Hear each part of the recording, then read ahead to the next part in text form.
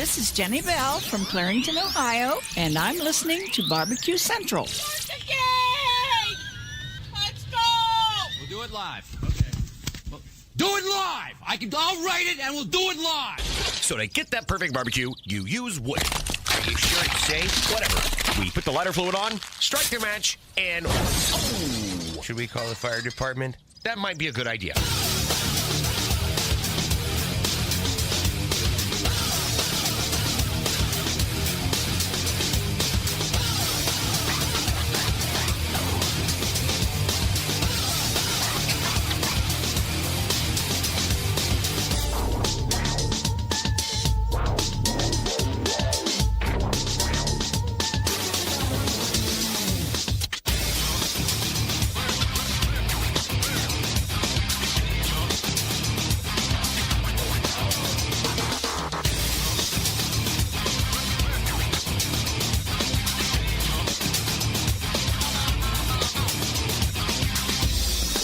Good evening and welcome to the Really Big Barbecue Central Show. Ooh, this is nice! And this is the show that talks about all things important in the world of barbecue and grilling.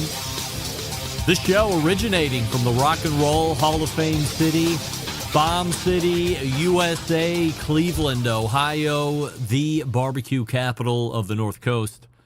I'm your program host, Greg Rempe. Happy to have you aboard here on your Tuesday evenings, a live fire fun and frivolity show. If you would like to get in contact with the show this evening, or you would like to follow the show during off-show hours, here's how you do all that. You can get in touch with the show by sending an email to Greg at BBQCentralShow.com. Follow us on all the social media channels at BBQ Central Show. And be sure to subscribe to the show podcast feed on your favorite podcast platform. Anything else you want to find out about the show can be found at the main website, thebbqcentralshow.com. And here's what's happening in case you get the newsletter. And guess what? You didn't get the newsletter. Get that big stuff out of here. Best laid plans on a newsletter that never happened. So, for the diehards, both from a live fashion and a podcast fashion, you have a pretty good idea of what's going to happen. We have now somehow made it to the first Tuesday of August. The first Tuesday of a new month means only one thing, and that first 14 past the first hour segment, our pal Malcom Reed will rejoin the show. It appears to me that Malcolm has a new cooker of sorts, so we'll talk all about that and that way of cooking and what the learning curve looks like, best things to cook on it. If you could possibly add on to it, there's a whole other side trail that I want to run down on this kind of cooking. So Malcom Reed, the pitmaster of Killer Hogs and the creator of How to Barbecue Right, co-creator of How to Barbecue Right, will be joining us in about 11 minutes from now. And then where you would usually find him 14 past the second hour on a first Tuesday, this time you find him 35 past the first hour. It is Sam, the cooking guy. You will understand why we have bumped Sam into the first hour once I tell you what's happening in the second hour. But Sam, gracious enough to allow the quick bump in to what is typically not his portion of the show, that being 35 past the first. But we have plenty to talk about, and that will be a shortened segment. Remember, 35 past the first and second hour, 5, 6, 7 minutes shorter than the 14 past the first hour segments. So it will be an almost Malcolm and Sam, well, I guess technically it is a Malcolm and Sam Power Hour, except it is not Malcolm and Sam together doing an hour. It is Malcolm in his usual segment and then Sam 35 past the first hour. But however we get there, a Tiger Slam, a Grand Slam, a Malcolm and Sam Power Hour, it's going to be happening, and it's taking up the whole first hour. Then we will move to the second hour. 2 weeks ago, we didn't have them. We had a Sam the Cooking Guy. We had a Rashid Phillips as well. But it's the other half of the embedded correspondence, Rusty Monson and Doug Scheiding. So they are going to be sitting in, and we will be running through what was the fourth Tuesday of the month embedded correspondence 100% assurity questions. I have changed some. I have taken some out. I've added some new ones in, but by and large, it is the same rundown of 100% assurity questions that we'll get takes from as far as Doug and Rusty are concerned. They were not available 2 weeks ago, but they are available here in the first Tuesday of an August. So now, as you see how the show lays out, that's why Sam's not in 14 past, because I want to make sure I got enough time. In the second half of the hour, wanted to keep the embedded correspondence in that second hour, give you a little bit of the same flavor, even though it's not typically when it happens. So that's how the show is laying out here this evening. Malcolm and Sam, hour number one, and the other half of the embedded correspondence in hour number two. Don't forget, you can follow me socially, Instagram, Twitter, TikTok, Snapchat, LinkedIn, all with the handle at BBQ Central Show. And, of course, we say good evening to those of you watching tonight through one of our video streaming platforms. You can go to facebook.com/BBQ Central Show, or you can watch on YouTube, which is youtube.com/@BBQ Central Show, where we have a new YouTube poll question of the week that we're asking everybody, including all guests. And this is the question: would you care if this show went to podcast only with no live component? And currently 78% of you are saying yes, indeed, you would care if this show went to podcast only. Results of the poll question from what is now 2 weeks ago: have you ever heard of the Taste Made Network? And 58% of you weighed in with a no. I was right along with you on that 58%, until Jess Pryles had mentioned it the week before that.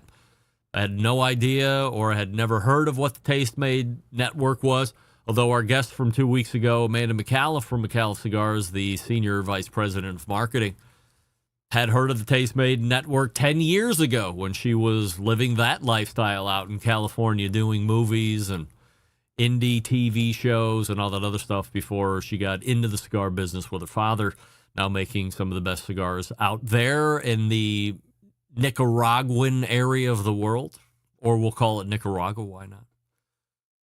So let's start here tonight. And first, an update on the opener from 2 weeks ago. Many of you guessing correctly in private who I was referencing when I was talking about big companies telling people that run websites to take those posts down on info that is freely available to get on the internet. One more quick memo to big, medium, and small companies of manufacture and people in general. Look, once it's on the internet, it's there forever. Have we not come to figure that out here, August 5th of 2025? You put it on the internet. If it gets on the internet, it will be there now forever. That's why you won't see me in any D pics, because it will go on the internet and then it will never be off the internet. And heaven forbid somebody get a thought in their brain. Go to the Google, Greg Rempe, D pics, boom, there's one or two. I mean, one's bad enough. 20 would be 20 times worse than that, and the math carries. So companies, generally speaking, do better at protecting your secret stuff. Also, make sure that your trusted partners haven't gone ahead and listed your secret shit that isn't currently available yet on their inventory pages of their website, because some of you big retailers are guilty of that. And also, perhaps most importantly, if you think that somebody doing their job is making your job harder, learn that lesson, and then in advance of anything else that you're going to be releasing later in that year or in subsequent years, go around to those people and then make sure that you pay them to not talk about the stuff you are trying to keep secret. Make it worth their while. Keep all the information in the dark in advance of your launch time frame. That might include paying people to not post about stuff that they can freely find legally on the internet if they know how to do it. And then secondly, many of you asking why there was no show last week. Gang, What I have always said is this. This is an internet-fueled show. What does that mean? It means at its very core, the one thing that this show needs, perhaps even more than me as being the host and genius of the show, is what? The internet. And without it, no matter how prepared I am, no matter how excited I am to do a show, there will never be a show. Why? Because without the internet, there is no show. They can't happen. They can't pass mutually exclusively in the night like ships. They can't. Last week, a few minutes before I went live, the internet went out. That makes for no show. However, it appears that the internet is back up and running, at least to reaction that I'm seeing in InstaChat, at least on my live streaming software. That's odd. What, did I not? I should be streaming in 1080 too, 1080 as well. But on my vMix resolution, it's saying 720. Is anybody getting it on 1080? If you go to the gear cog, 1080. We got new internet here. I got the gig internet, up and down. I only care about up because I can send now much bigger information up to the internet. All right, Malcom Reed is ready to go. Folks, let me talk to you quickly about Primo ceramic cookers. Like, what do we love about these things? I couldn't sit here and tell you just one thing that I love about them. I'm using it multiple times a week. I do find myself using it mostly with the heat deflectors, and I have a method to that madness as well. Not all the time. The other night, fired up the Primo to cook what? Elote. That's right. Corn on the cob over a really hot screaming lump charcoal fire. I don't know, 10, 12 minutes tops. I mean, the thing was running around 500-600 degrees, so we're getting a nice browning of the kernels. And then quickly shut down the top and bottom dampers. I had a ton of charcoal left over, covered up the next day after it cools down. I love it. So many things you can cook on it, so many different ways you can cook on it. You can use the pizza oven, you can use the Primo grill rotisserie. So many different accessories that are happening as well. You gotta love it. Only sold through dealers, so find one near you. PrimoGrill.com. That's PrimoGrill.com. And we're back with Malcom Reed right after this. So stick around, be right back. You're listening to the BBQ Central Show.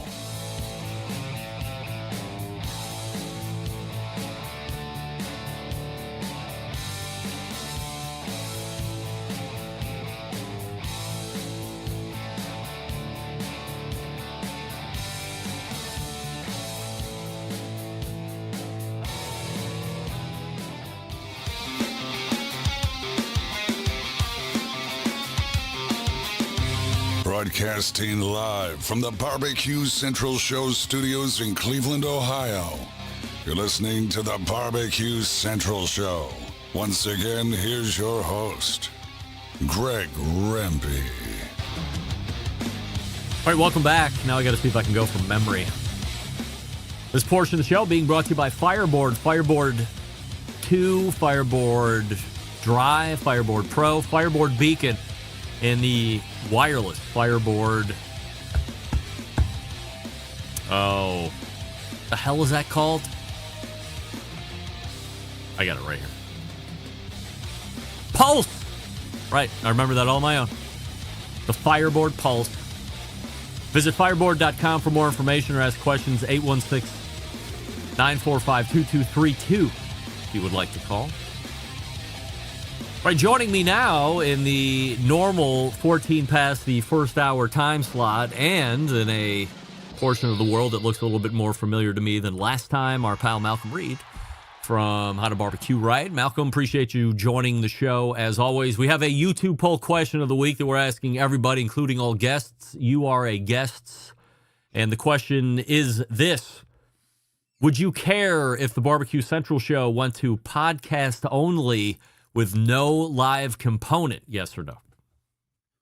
Oh, yeah. I want it to be live, man. That's what makes it special. That's right. We'll do it live. Doing it live. 80% of the YouTube voting public also agreeing with you that they would like to have a live component. A lot of the feedback that I'm getting in the YouTube instant chat is they like to see faces, they like to see expressions, and that even if they don't catch it live on a Tuesday, they like to go back and watch the video.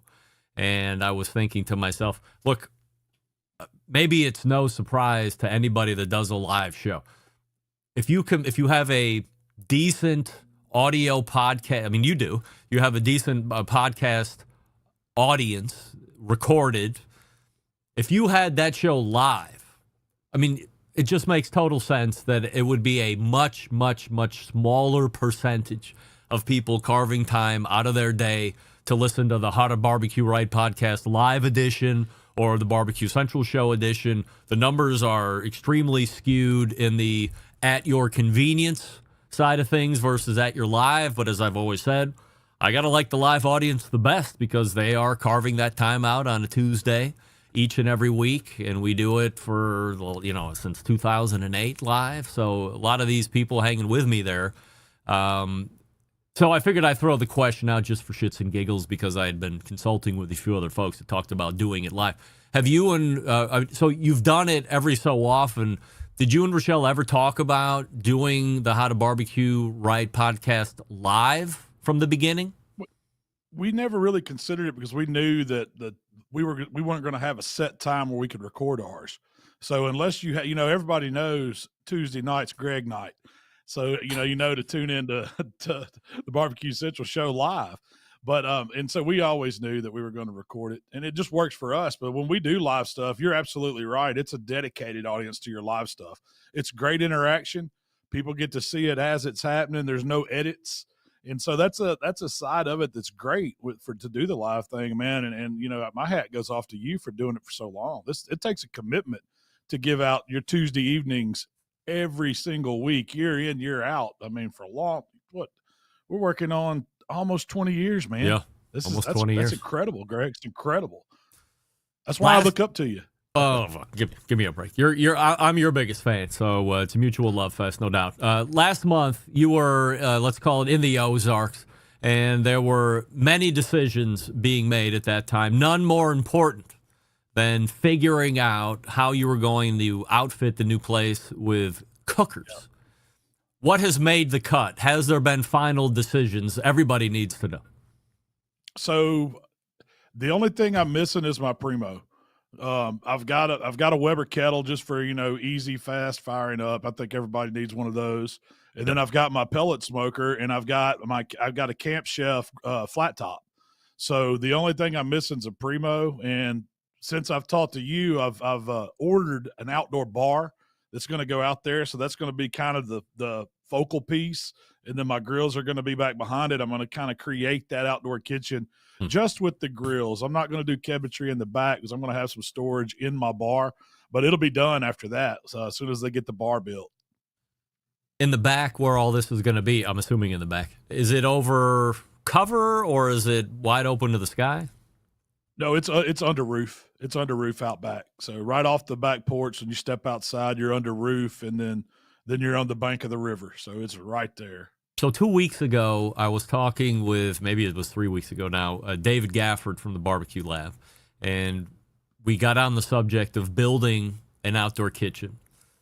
And I don't know if I was living in the 60s or the 70s on where I thought an outdoor kitchen was costing people these days.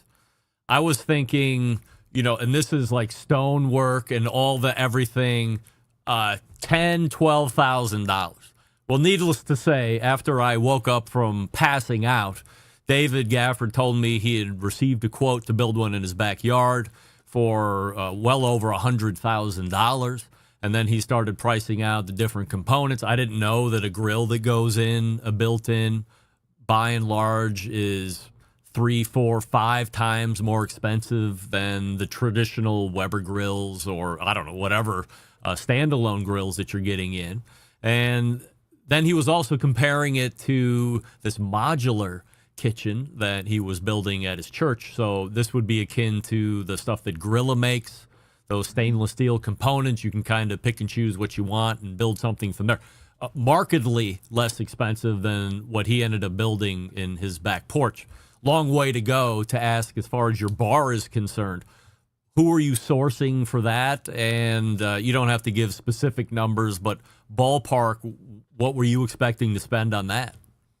So I know how expensive that stuff is, and so I didn't go that route. I didn't go the expensive route.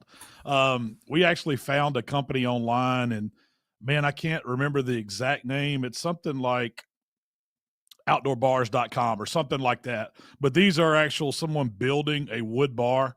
I went with like a U shape, and it's kind of got angled sides, so it gives me about seating for 8 around it.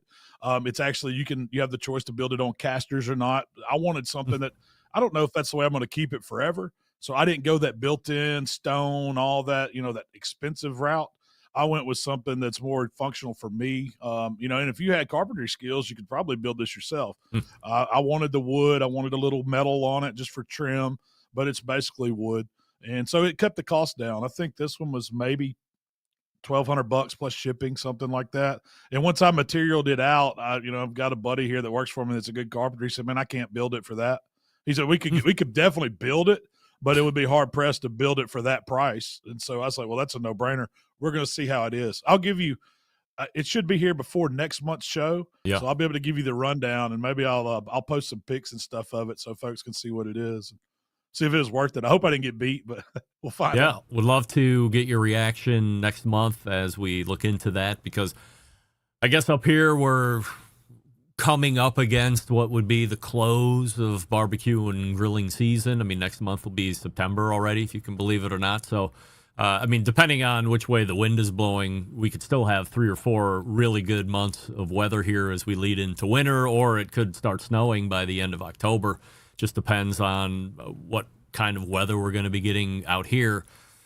Changing gears, and a cooker that did not make it to the Ozark was the one that I saw in your most recent video, is Malcom Reed cooking a piece of beef. That's not a surprise, but it was on a Santa Maria style cooker. So is this the latest cooker to enter the smokehouse, and how did this all come about?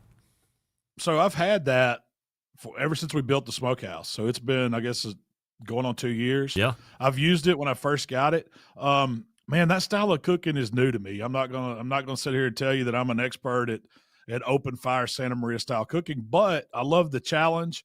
I love the different aspect. It's totally different when you're burning down wood on the side and you're dragging those hot coals over and you're cooking on it and using the height of your cooking grate to control the temperature of it to slow or speed things up. And it's a challenge to cook on. Really great flavor, man. The one I have is called a Crank It Up. And there was a gentleman that through some buddies up at the Code 3 store, they kind of got me connected with him up in Illinois, and Collinsville, Illinois, I believe is their store. Mm-hmm. And this guy had some grills, and he was like, "Man, I'd love, if you're ever interested in cooking on one, I'd love to give me one." So he brought that grill down to me, and no strings attached. Just said, "Hey, man, I'd love for you to cook on this grill. Give me your honest feedback of it." And I told him right then, I said, "Man, I'm no expert." And so I had one of the guys came, I think Dalton, my buddy Dalton, he was doing some work for him. So he come down and cooked on it, and we did some tri-tips, some of the typical stuff that you think of when you think of that style of cooking. And I break it out every now and then, when it's not too hot. The summertime in Mississippi kind of sucks to cook on it because all that heat is on top of you. So I really like using it in the wintertime, in the late fall, the spring. Perfect time to fire that up because you get a lot of that residual heat. But it's a different style. For me, if you like, the flavor that you get from cooking over open wood, keeping your rubs and stuff simple. We don't, I don't use a lot of rubs and things when I do the Santa Maria style cooking. It's mainly salt and pepper. You think of the basics of cooking meat over fire. That's what it is. So yeah, it's not as pretty. I don't think you get as pretty a food as I could get when I'm using my pellet grills or the Primo or something like that. And I can glaze something up and really make it gorgeous, but it's pure meat meets fire on that style of cooking. And there's something about it that's fun. How do you get it up and running? So So here's what I do. I bought these little sticks of wood. They're probably 10, 11 inches long, maybe an inch by an inch. They're like little splits. A lot of times you'll see them use them in these pizza ovens that burn real wood. I found them in Academy. So I'll take those, and it has like a little, if you think of the way your fireplace works, where it has the little irons in it that you set your logs on, it's kind of a miniature version of that on the side of your Santa Maria grill. And so you stack your wood in there, and I use a couple of the tumbleweeds. I threw a few lumps of like lump charcoal under there and a tumbleweed under it just to get me a bed of coals going. And as that wood catches and it burns down, it falls in between the iron. And then you can kind of use this little tool that you drag those hot coals over. So you're not really burning wood right up under your meat. It's the hot coal bed that's producing that BTU, that heat that you're cooking on. Now, of course, I mean, I don't think anything can stop you from burning right under it, but the goal is to have a controlled heat source, not to just have a fire right under it. So do you ever, once you establish the fire in the fire side of this grill, you're going to get ready to start cooking. I assume, obviously, you have a pretty decent idea, generally speaking, what kind of time frame you're going to be looking at, and then how much wood you're going to be burning in order to do that. Do you ever graduate up to, I guess, what would be traditional size wood splits, or are they always the smaller pieces, or does it depend on what you might be cooking and time? See, I've never put a whole log on there. I've always kept the size pieces appropriate to the size of the grill. That way, I mean, if you put a whole log on there, it's going to take a lot longer to burn down and get it some embers, because you're really wanting those residual chunks of coal that you're making as it's burning down. So you don't need big pieces of wood to do it. I haven't mastered like how much it's going to take. I just keep a fire going. And this is like, if you love playing with fire, this kind of cooking's with you, because you're constantly tending a little fire on the side while you're cooking, and you're not messing with the meat a whole lot. I mean, the way I do it, say like I did that tri-tip in the video, I'll get a good sear on it, and then I'll start raising it up and getting it away from the heat. And that way I can watch it with my thermometer to see what the internal is, to take it off when I want to. But I always start it with the grate really close to those hot coals to get that grate super hot. That's going to give me that sear effect. That's going to brown that meat really good. And then once I get it there, I can kind of get it away from it. And I have no idea what temperature I'm cooking at, because it's all open. I mean, I guess you could shoot one of those little infrared guns at it and kind of see where you're at, but you just know it's hot, and you kind of put your hand on it and do that old, if I could hold it there 3 seconds, it's ready to grill. That's kind of what I'm going for. Then I just adjust the height by that. So it's a lot of play. I can't say like, oh, it's going to take me 4.5 hours to cook a tri-tip. I don't really, I just kind of go by the feel, man. It's kind of a style of cooking at a pure form, because, you're building the fire and you're cooking right over those coals. And there's something about it. If you're into that, man, I say get you one and try it. So obviously the steaks are going to work really well. I could see chicken working really well at that. I would imagine, and I don't know what kind of time frame we're looking at here, or if you would have to be closer to the heat, do more of a direct rib type of a cook, but I would imagine ribs would be pretty good on that. Maybe where we start getting away from it is the bigger cut. So brisket, probably not going to be cooking on a Santa Maria style grill. Plus, you're probably running through a shitload of wood at that point because you have open fire just consuming. Same would probably go for a pork butt, but your traditional grilling fare is probably going to be pretty unique and perhaps a whole different flavor profile, like you were talking about when you're doing it on a Santa Maria style cooker. That's the way I look at it. Anything that requires a long, like a braise type cook, like what we do when we're smoking, we get it to a certain color, a certain internal temp, and usually we wrap it up with something, whether it's just butcher paper and tallow or whatever. Those cooks don't do too well on it. Now, I think you could probably use it to get it started. And then, if you wanted to braise something, put it over on the side and just let it roll. It's going to take a long, long time. But yeah, you tend to see your thinner cuts, cuts that tend to usually cook quick. That's the style of meat that you want to cook in it. And I tell you, man, if you've never had Al Fergoni on the Barbecue Central show, you need to reach out to him, man. I know you've probably seen him. He's doing a ton of this style of cooking, and I've learned a lot from him. And he's a wealth of knowledge. He's from Argentina, so this style of cooking is what he grew up doing, and it's really cool. I have had Al on the show one time so far. So Is he the answer to the question who you consider to be the most elite open fire cook today? Oh yeah, as far as I know personally, Yeah. I don't mean I don't know who the greats are of it because it's still pretty new to me. I've just noticed that if you the social media trend, you're seeing a lot of this open fire style cooking now. From not just in the Santa Maria grills, you're seeing like these Brio fire pits or the solo stoves. They're making grilling components to those where you have a grate or you can put a little iron cross up and put some meat on it and cook it to the side. And that's still same kind of concept. You're using live fire to cook of the residual heat from it. And so it's it's something that's totally different, new and fun to learn. So some of these Santa Maria style grills, if that's what they're all called in some form or fashion, they have additional, I'm going to call it a cage or a fence that also goes around this thing. And they're hanging peppers, and they're hanging tomahawk steaks, and they're hanging beef ribs, all off of hooks on the fence, more or less capturing what is really just residual heat because it's even further away than the regular cooking grate that you can raise up and down. You going to be looking into getting a fence around that thing and hanging stuff as well? I don't know. So I don't know if you noticed at the top of mine, but it does have an upper rack, and I have hooks. Yeah. So when the first time we fired it up, man, I was putting pineapples up there. I had a string of sausages hanging on it. But for me, that was all just looks, man. And I think, it didn't work. You think of that stuff. Yeah, it works, but it takes forever. I mean, you got to have a pretty good hot one.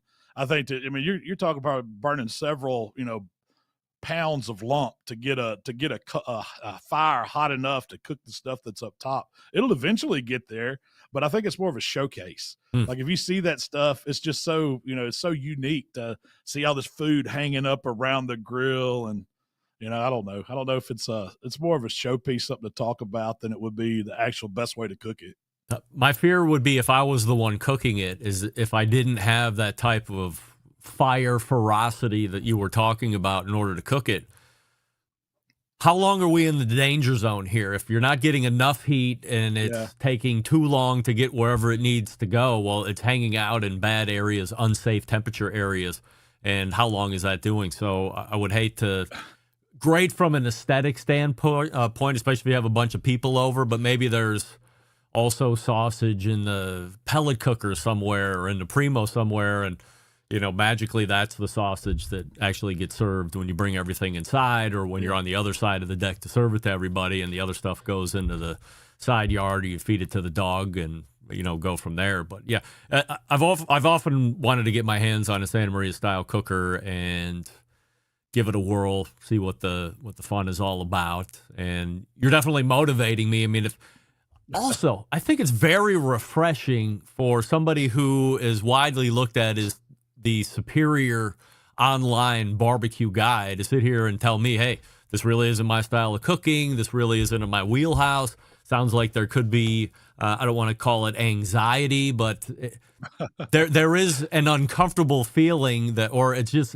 something you're not used to, not getting you to the point where you're like, hey, I'm not going to try it, but it's probably like, hey, we're all going to do this together. Can't really tell you how great the end result is going to be. That's exactly the way I go into those cooks. Like it's like I'm surprised when it turns out. I'm like, yeah, this worked. I did it, because it could easily be a train wreck, because it's really a lot of unknown for me, and I'm not embarrassed to admit it that I don't know how to cook. On some things, there's a lot of things I don't know how to cook on, but I do like learning. I think that's the important thing, man, to go out there and experiment. For you, like, okay, somebody novice, my first experience with one of these Santa Maria style grills was an attachment for the Weber kettle. There's a company out there, and it's been years since I bought one, but I'll see if I can still find it in my email or find that company. But it sits like, you take your lid off of your Weber and you sit this round Santa Maria on it, and it's got the crank and everything, and the whole grate goes up, so you can use your Weber, and it's an inexpensive way to see if this style of cooking's for you too, before you invest in a true like Santa Maria style grill. Anything you're looking to promote before I let you go here, Malcolm? Oh man, I don't think so. I mean, if you just want to check out what we're doing, man, we have our weekly podcast show, my wife and I, and we appreciate you having us on here, Greg. And man, just like you said, we've wound the summer down. It's hard to believe we're already into August. It's going to be Christmas before we know it. But get out there and still cook. It hadn't got cold yet, especially down here where I am. So we got plenty of cooking days left. Malcolm, always appreciate the time, and we'll see you in September. Yes, sir. Have a good one, Greg. Always great to be here. There he is, Malcom Reed right there. How to barbecue right, howtobbqright.com, his website. And as of earlier today, 1.86 million of you subscribing to his YouTube channel. Sam the Cooking Guy is in the first hour. It's the Malcolm and Sam Almost Power Hour. Before we get to him, I'll talk to you quickly about Big Papa Smokers, whether you're chasing a grand championship or just aiming to impress your next backdoor backyard cookout. Big Papa Smokers has the rubs that deliver results. Trusted by competition pros and weekend grillers alike. Their award-winning lineup like Sweet Money, Competition Brisket and Steak, Cash Cow, and Cattle Prod bring bold, proven flavors to every cut. And for a limited time, we've brought back the fan favorite, Cucaracha, a fiery kick that turns up the heat on any cook. Barbecue Central Show listeners, this one's for you. Use promo code BBQ Central 25 at checkout. That's BBQ Central 25 all together. BBQ Central 25 at checkout for free ground shipping now through October 31st. So you got a couple months left. That's BBQ Central 25 at checkout for free ground shipping over at BigPapaSmokers.com. We're back with Sam the Cooking Guy right here. Stick around, we'll be right back. You're listening to the Barbecue Central Show.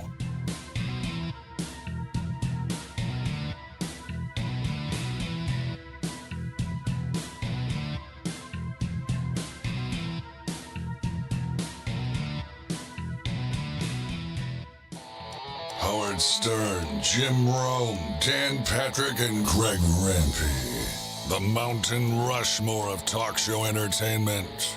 Now, let's get back to the Barbecue Central Show. And we thank Malcom Reed for joining us last segment. Again, howtobbqright.com is the website, and at howtobbqright over on YouTube. Typically, you're finding him second hour 14 past on a first Tuesday. However, this evening, he has accommodated my request to move to 35 past the first hour. We're 3.82 million YouTube subscribers of his. We'll see him this very evening.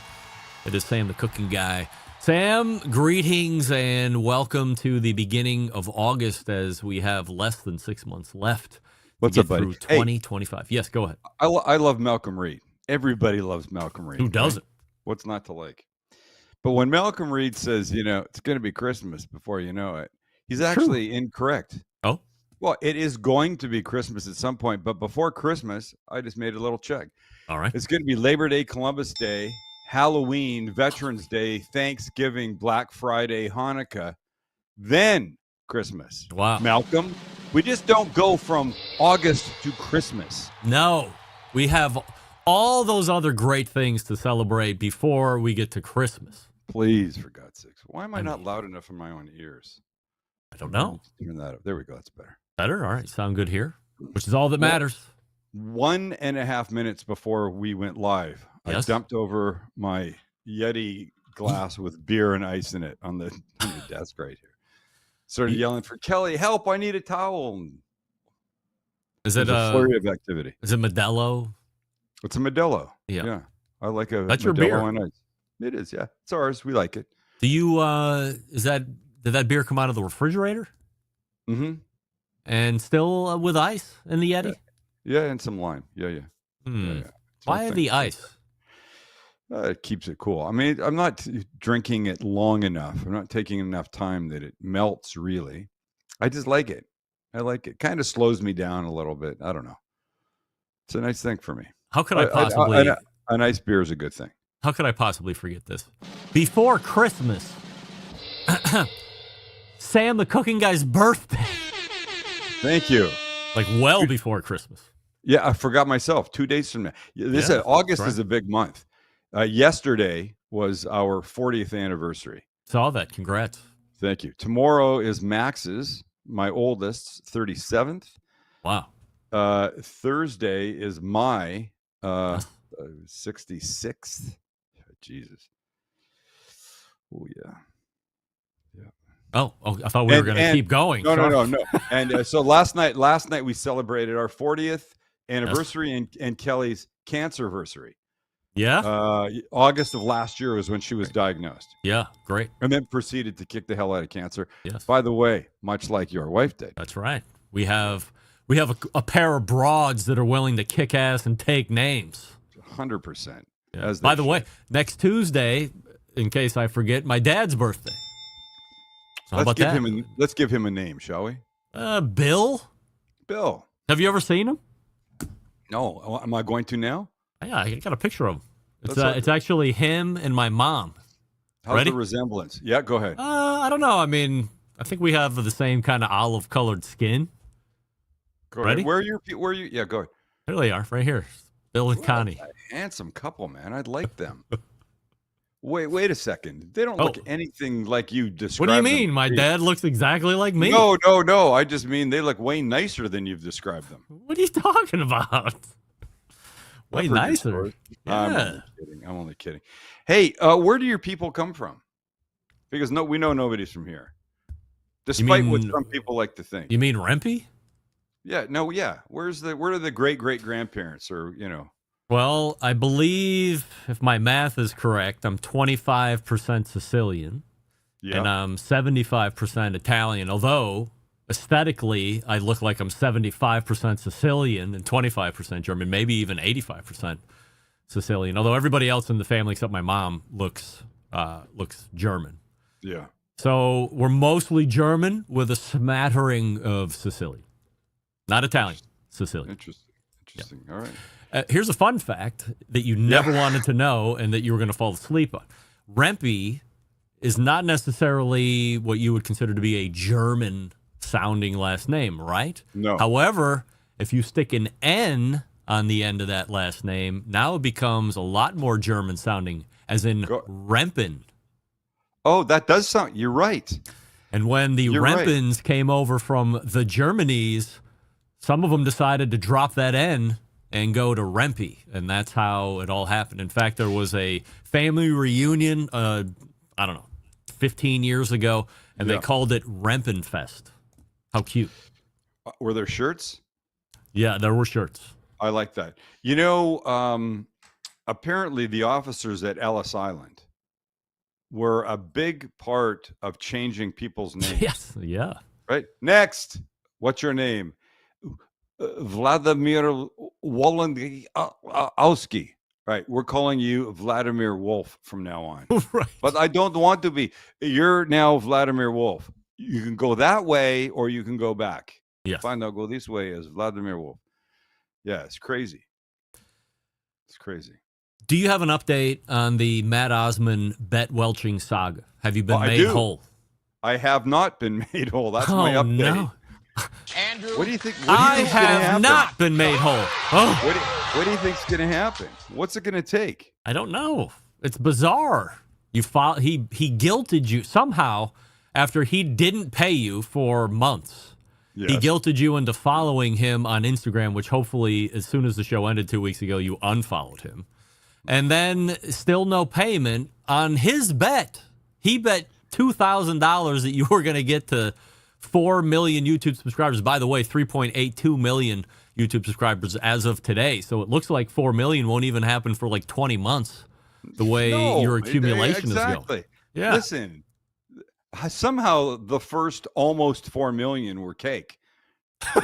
Getting past that. I agree. Well, it did take us 2011 we started. Between 2011 and 2018, 7 years, we had 30,000 subscribers. And then in 1 year gained 1 million, then another million, then another million. And then, and now we're languishing at 3.8. Nothing to sneeze at, 3.82. I'm not complaining, trust me. Yeah. Not complaining. That being said, yeah, it's hard. You hit a hump and then it's hard. Well, as somebody who has tracked your meteoric rise on YouTube as far as subscribers, there was a point where I'm like, what the hell is going on? Do I mention this? Do I not mention this? And of course, it's something that we have to talk about. But then quickly you start going through all the other guys that have, big numbers. So big numbers to me would be anybody at 1 million or more. Right. Malcom Reed is tracking the same amount of subscribers as you're tracking right now. Every month, there seems to be about 10,000 new subscribers. Yeah. Which is, I wish I could get 10,000 subscribers a month. Listen, nobody's. I'm not complaining. Malcolm's not complaining. We're happy. Right. He loves what he does, Yes. and he loves where he is. I love what I do. I love where I am. Look, we're lucky, fortunate to have what we have, and we're good with. I'm good with it. Here's what we have, and what you can't find on your side of the internet. Our watch time on YouTube is substantially longer than the average watch time for our same category. Yeah. Substantially longer. Average watch time for cooking videos, somewhere around 1.5 minutes. We're almost 6 minutes. That's it? That's it. Which I watch 19 minutes every time. Listen, I do that. I do that myself. I go, well, wait, what are they? What I don't know is, are they watching the first 5 minutes and then going to see it's like a porn. You have to see the thing complete, don't you? You want the money shot, and the money shot is the snapper coming off the grill. Don't play coy with me. You want to see the burger being compiled as opposed to just being in components on the flat top, that kind of thing. You have to see it. So I don't know. I've not looked into it. I maybe have. Surprised that YouTube doesn't have the tracking capability to see how. I'm not saying they don't. Viewed. Oh, okay. I'm sure they have. I'm not saying they don't. I'm just saying I'm not aware of that. But it's interesting. A good 10 listener poll.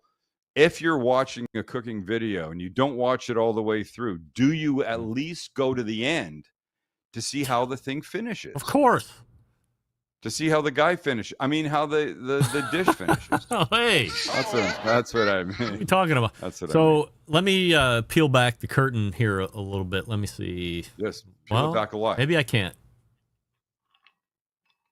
I'm just looking at my statistics, and how do I get? Oh, okay. So let me show you this here. This is not going to mean a lot to you here. So this is my back-end statistical. So you can see right here the total show listens or downloads, almost 3.5 million total downloads. Yep. Here is what I'm looking at right here. 94% impactful plays, which means impactful plays are show listens or the show listens through at least 75% of an episode. So that's amazing. That's huge. So an hour. Advertisers should love that. Yeah. When we do an integration, because the statistic is so sad for how long people watch, generally speaking, we're outside of that in a very nice way. Yeah. But when we do an integration, which, to people that don't know, that term is a commercial. If I do a thing in the middle for, I don't know, you hungry root or, whatever. Raycon earbuds. Raycon earbuds. I haven't done that forever. They specify they want it in the first 5 minutes. Yeah. They say that because they know people's watch patterns are not all the way through. Like I like the beginning and I like the end. Do I give a shit about them? I don't know. But I watch a lot of cop stuff on YouTube and my watch percentage is 100%. Yeah. If I watch something on YouTube, I'm watching everything right from the start to finish. I don't jump through stuff. Not to change topics, because August is continually the best month ever, I guess. Doug Scheiding is what the fuck is going on here? Let's try this again. Doug Scheiding is weighing in. August is Doug's 3-year clean of prostate cancer. Attaboy, Doug. Prostate cancer. Right. So good for him. You know what? And maybe it's because I'm a man of a certain age. What is Malcolm? I don't know. I'm sorry. Malcolm, what are you doing there? What was I going to say? Maybe because I'm a man of a certain age. But now I suddenly know a bunch of people with prostate cancer. Yeah. Who've had it. And everybody that I know that's had it has made their way through it. Yeah. Some with less, some with more, issues along the way. But everybody's gotten through it. I'm not sure what the numbers are, but I'm sure it's very high. The statistics of success through prostate cancer. So here's what I'm going to tell you. Yeah. At 49 years old, I had my first colonoscopy, and to be quite honest, it probably should have happened 5 years before that, and it maybe should have happened 10 years before that. So never think that you have to wait until you're 50, talk to your doctor, and demand that you want a colonoscopy.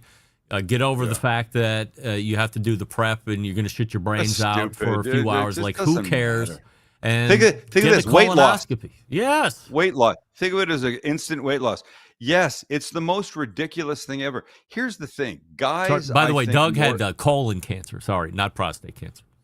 I got it. Okay. I think men more than women are scared of going to the doctor because of what might come out of that visit. They don't care about what goes on. Who's grab my nuts, stick your finger where you have to put it. Nobody gives a shit about that. What we don't want to have is the bad news that might be associated with the outcome. And I think guys in general are concerned about that stuff. So we stay away from it. But if you have anybody in your life that you care about, that's the reason to do these things.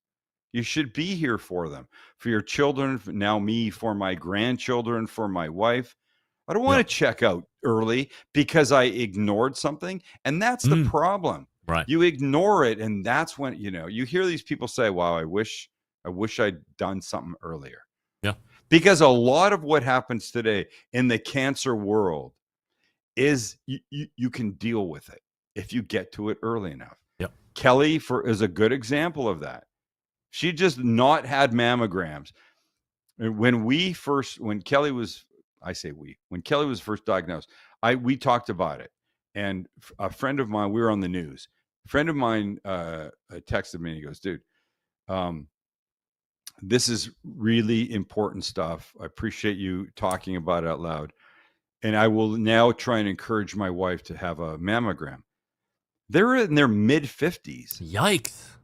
Not young. And I went, dude, what is going on? He goes, she's really good about making sure I get all my medical stuff. But she's scared about it herself. Not scared of the procedure, scared of the potential outcome. Right. That's right. But that's the thing that has to change. You got to know that more than anything. You got to know. You got to be there on top of that, of course. Yes. Because until you get the news, you can't deal with it. What should I be cooking for dinner tonight? Tomorrow night. Pescado zarandeado. Yep. I thought they'd get big eyes from you. Wow. Pescado de ranziado. Zarandeado. It's that video will come out in I don't know, a couple of weeks. We're way ahead right now. Wow. We're like a dozen videos in the can, which we never are. It is what I think we're going to call it. Is this the best fish taco ever? Oh. And so you could look it up. It's the best fish taco I've ever had.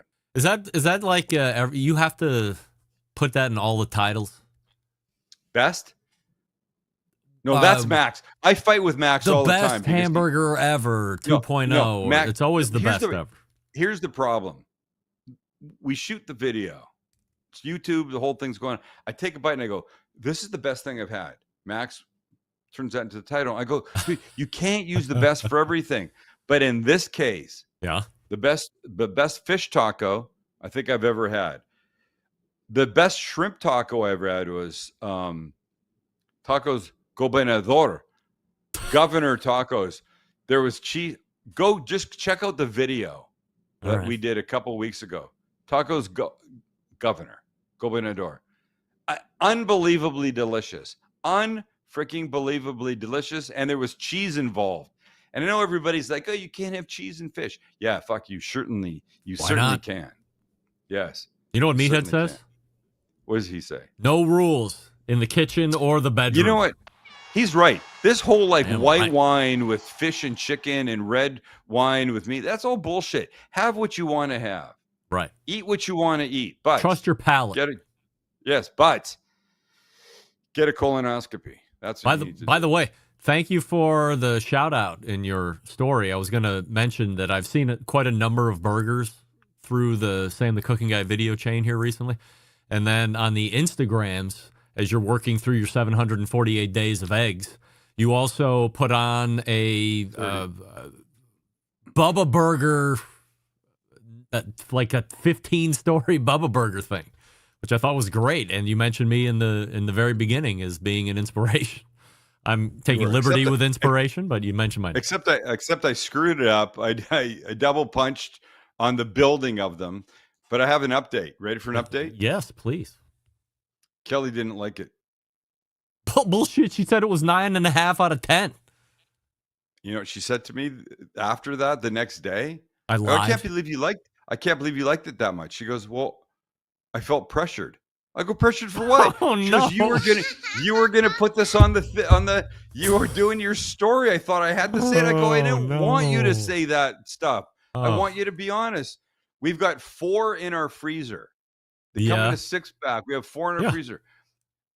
In the trash. I vacuum sealed them in 2s. I will give a 2-pack to each of 2 of the kids. Yeah. She goes, I don't want them in the house. Wow. She hated him. And as I Did was you honest, hate I them? said, I don't know if I liked them or hated them because I Yeah. put so much good other stuff on them. Uh-huh. Fried egg, caramelized onions. The sauce I made was fantastic. Well, what didn't she like? You probably overshot him. Didn't overshoot them. I know how to cook a burger. Yeah, but Especially when these a are guy different. like you goes, don't fuck them up. I Yeah. didn't fuck them up. You get me confused with that chef on Instagram who yells at everybody. Let me see if you respond to what I'm. Let me see if you respond to what I'm about to say properly. Go Ready? ahead. Yes. OH. I-O. Attaboy. What? Just making sure. There you go. It's on your shirt. Anything you want to promote before I let you go tonight? Yeah. Yeah. Go to my Instagram. All right. Hit follow, and you'll see the 30 days of eggs. Yes. It's the best single food item on the planet. 30 days of eggs. Fan, yeah, I'm so damn. sorry. I am so sorry I decided to do this. I It is mean, so like much more after work than I ever imagined. after 12, okay, here we go. Here's where I'm going to start to hit a snag. Okay, so scrambled eggs, yes. Omelet, okay. Fried eggs, or let's say sunny side up eggs, okay. And then next day over medium eggs, okay. And then next day over hard eggs. No, I'm and not. then No, poached that's eggs. bullshit. No, I'm not doing that kind of bullshit. I got to 7, but there's still Over 23 easy, days left. Sunny side up. No, we're doing marinara ones. I made a carnitas Benedict, mortadella sandwich with an egg in it. Maybe the greatest sandwich known to mankind. But it's not single ingredient egg dishes. No. Yeah. No. All right. No. All right. I got pizza eggs coming up. Pizza eggs. Pizza eggs. Wow. Best fucking thing ever. Best thing ever. Sorry All to right. swear. Go to Instagram and follow Sam Hey. if you're not. I'm sure most of you are. Okay. Yeah, thanks. Wait, no, they're not. Wait, one quick question. What's so important that I was at 6:35 tonight? I have the other half of the normal embedded correspondence available to do the 100% assurity questions that you and Rashid filled in for 2 weeks ago. Oh yeah. By the way, there's nothing necessarily normal about any of them. I understand. That's my take. I That's just my meant normal in the recurring sense, not Usual, normal. you mean? Usual. No, not normal. Yes. Usual sounds There you almost go. racist, Okay. so I don't want to do I will that. tip my hat to them. I'm in awe of them. I love them. Any chance I can fill in for any of them, I'm happy to. Well, we thank you for that, and it was great. I got a lot of great positive email. I got some great not so positive email as well about you, but I don't want to What share was it? Tell me what it was. I can't talk about it now because we're getting to the top of the hour. Please make a note. I want to know what people All say right. shit about me. Hold on. Please. All right, I'll make a note. We'll bring it up in September. Oh my God! I talk too September. much. That's what it is. No, it has He nothing to do talks with that. too much. No, you'll It's be because shocked. I'm Jewish. No, it's still no. Believe it or not, people are coming around to the Jews. No, they're not. I think. Good for you Well, for saying that. Thank you. I got one. I'm trying to There's change the one. narrative, Sam. I think people Honey, are coming we got around. one more on our side. Yeah, that's right. Quiz. Who doesn't love the juice? Don't answer that. All right. Sam the Cooking Guy is here. TheCookingGuy.com is website. And we will see you in September, my friend. Peace out, brother. There he is. Sam the Cooking Guy. And I felt like, man, we got to get out too because Doug loves to jump. Oh. This is Michigan embedded correspondent John Solberg, and you are listening to the Barbecue Central Show.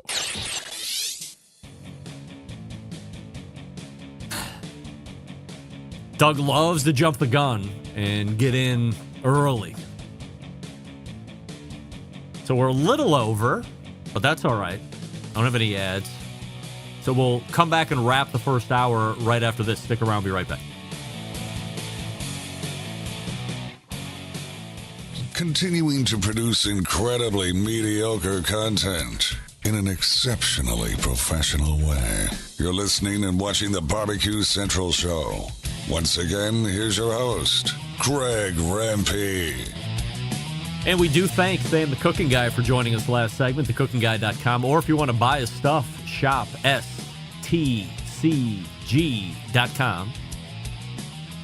If I could mark out just for a moment.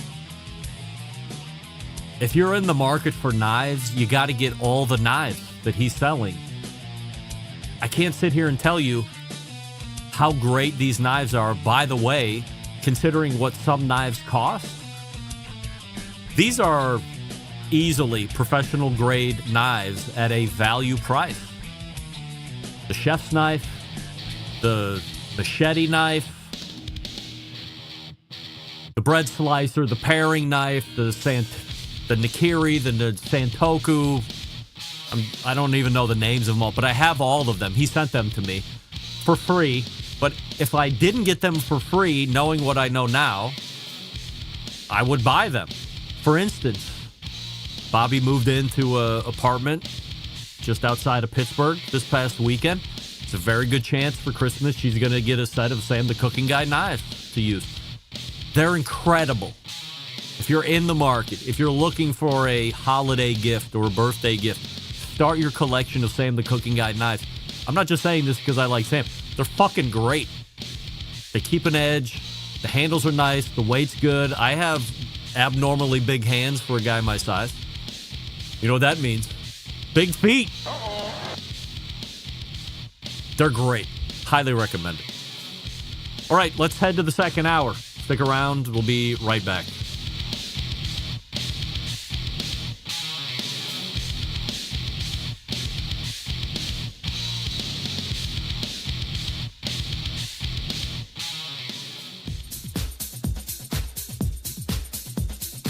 Happy to have you aboard here for the really big barbecue show. We cook because we have to, and we grill because we want to. Hit me! Fine, how's it going? You have a great show. I'm a big fan. Boing. So what seems to be the problem here? This man looks like he's dead, and he's in the crackle. Charbono! It's all about the charbono, dude! Succulent fish! What? He ate 2 feet for wieners. But listen, Lavernius, shut your face. I'm shaking like a dog shit peach seeds. We have top men working on it right now. Top men. And just like that, we are into the second hour. It is the Barbecue Central Show, where we talk about only the most important barbecue and grilling items of the week, of the month, of the quarter. It could be ongoing. Doug Scheiding is fast and furious with comments. Falsely accused tonight. Beach.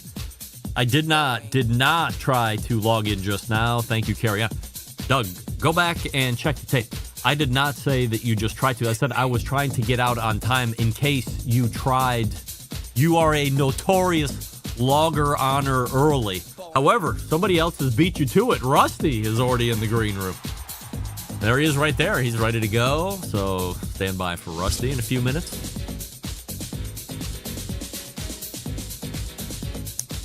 So still to come on this show, as you just saw, Doug Scheiding and Rusty Monson, the other half of the usual embedded correspondents.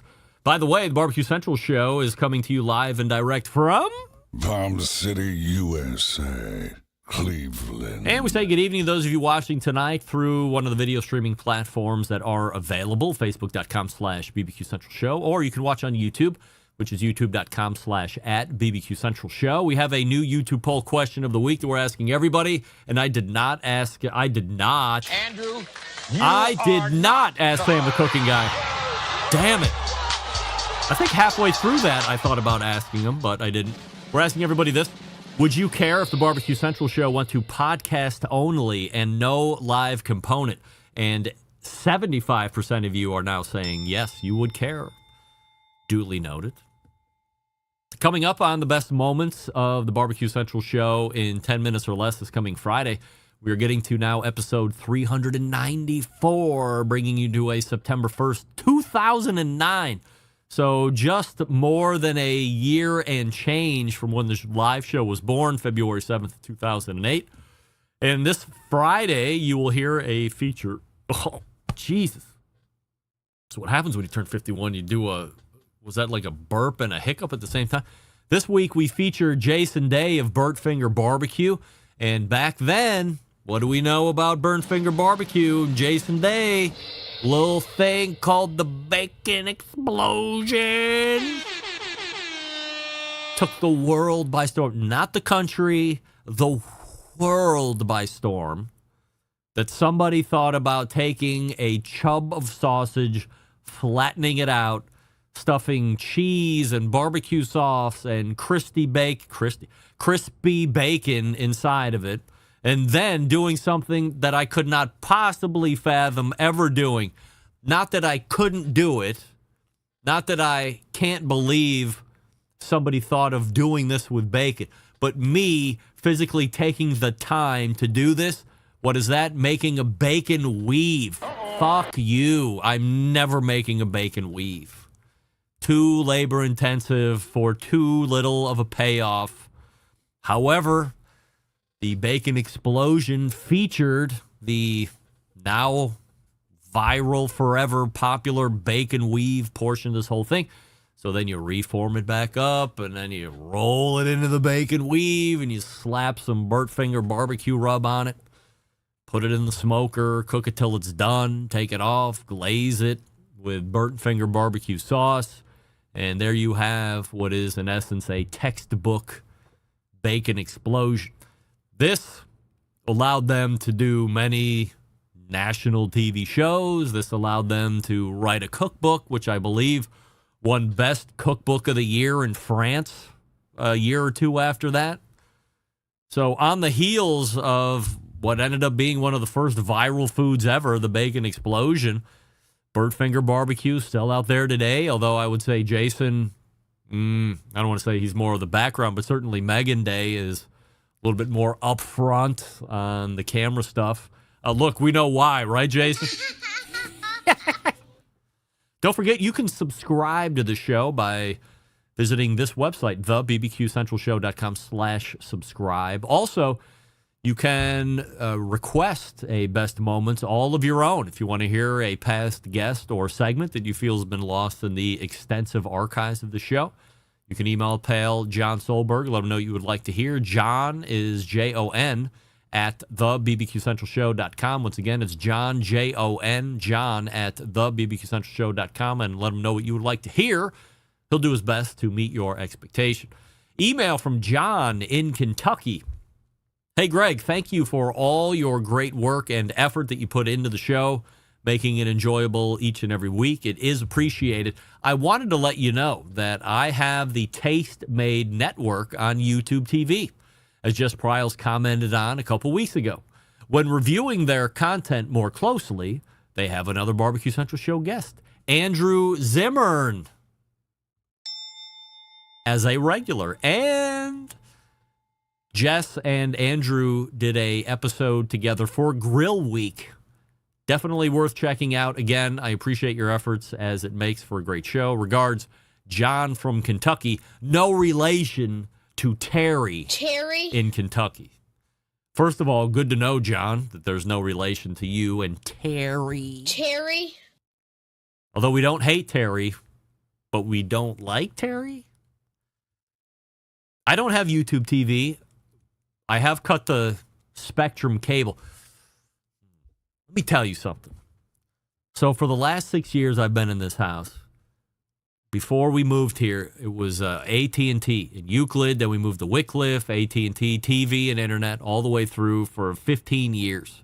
You call in, hey, the bill's getting a little too high. How do we readjust? Give me a break on this. Put a promo on here. I'll call in 6 months. We'll do it again, whatever. Always happy to work with me on price. And then I got to this street in Willoughby, and AT&T's presence was abysmal. So it had to be only Spectrum. We got the TV and we got the internet, and steadily and relentlessly, the bill increased. I only had 2 receivers in the internet, and it was like $260, and enough was enough. And meanwhile, over the last handful of months, they've been laying AT&T fiber internet on our street. I don't know how the hell that happened, but all of a sudden people are in my yard fucking it up, laying this fiber line. So I called in to Spectrum on the phone, and I said, hey, this bill is outrageous. I want to get it more in line with where it used to be. Or send me to cancellation. So they sent me to cancellation, of course, because that's all. They're the only ones that can do that. We had the same quick conversation, and instead of saying, what can we do? They said, no, we can't help you. This is the price. I said, okay, I just want you to know that's what you said. I'm going to go shop around, and the next time I call in, I'm canceling, and there's no saving it this time. Okay, we're trying our best. Okay, so then AT&T got activated. I have now 1 gig up and 1 gig down internet, and we have Hulu Live. We've cut the cord. We're saving roughly $90 a month between the internet, which is less expensive and twice as fast, and whatever the hell Hulu TV Live is. I don't even know. I don't watch television. So I called up and said, hey, remember me? Cancel my shit. Oh, well, we can magically give you this very low price. I said, no, I'm not interested now. And okay, you're canceled. Bring the equipment back, which is where I went yesterday to a Spectrum store. And I'm handing it all back. Everything's going very quickly. And the lady at the desk says, oh, who are we losing you to? Who's my competition? I said, AT&T. She said, you'll be back because everybody comes back once they raise their price. I said, honey, why do you think I'm here? Because what you said AT&T is going to do to me is what you people did to me, leading me to come here and cancel service. You stupid broad. All right, I didn't say that. I'm just kidding. I said, you're the reason that I'm here. I didn't want to find AT&T. They just happened to be installing the fiber on the line. And because the fact of the matter is, whoever I was talking to on cancellation was unrelenting and not trying to get a better price than me. So this isn't an AT&T going door to door making me an incredible offer. This is Spectrum deciding to stick it to me on the regular. And even when I called in to try and talk them down, they said no. So this is on Spectrum. This isn't an AT&T thing. And by the way, I've never had an issue with AT&T, and I would have stayed with them if I could have when we moved in here. It just was not available. She said, oh, well, it's not usually how it happens. I said, all right, well, let me get out of here. So I turned in all my stuff, and now we're done with Spectrum.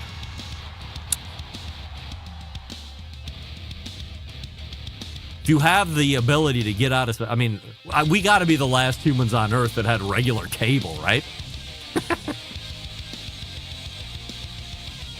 I feel like Rusty jettisoned cable 7 years ago. However, I also feel like Rusty might still be, it might be like me and Rusty holding on to cable forever. Although I just cut it. But it took this long, 2025. Shame. Thanks for writing in, John. The embedded correspondents are in, of course. So let's not let them wait even 1 minute longer. Let's go ahead and pull that up. You're listening and watching the Barbecue Central show right here on the Barbecue Central Network. Stick around. We'll be right back.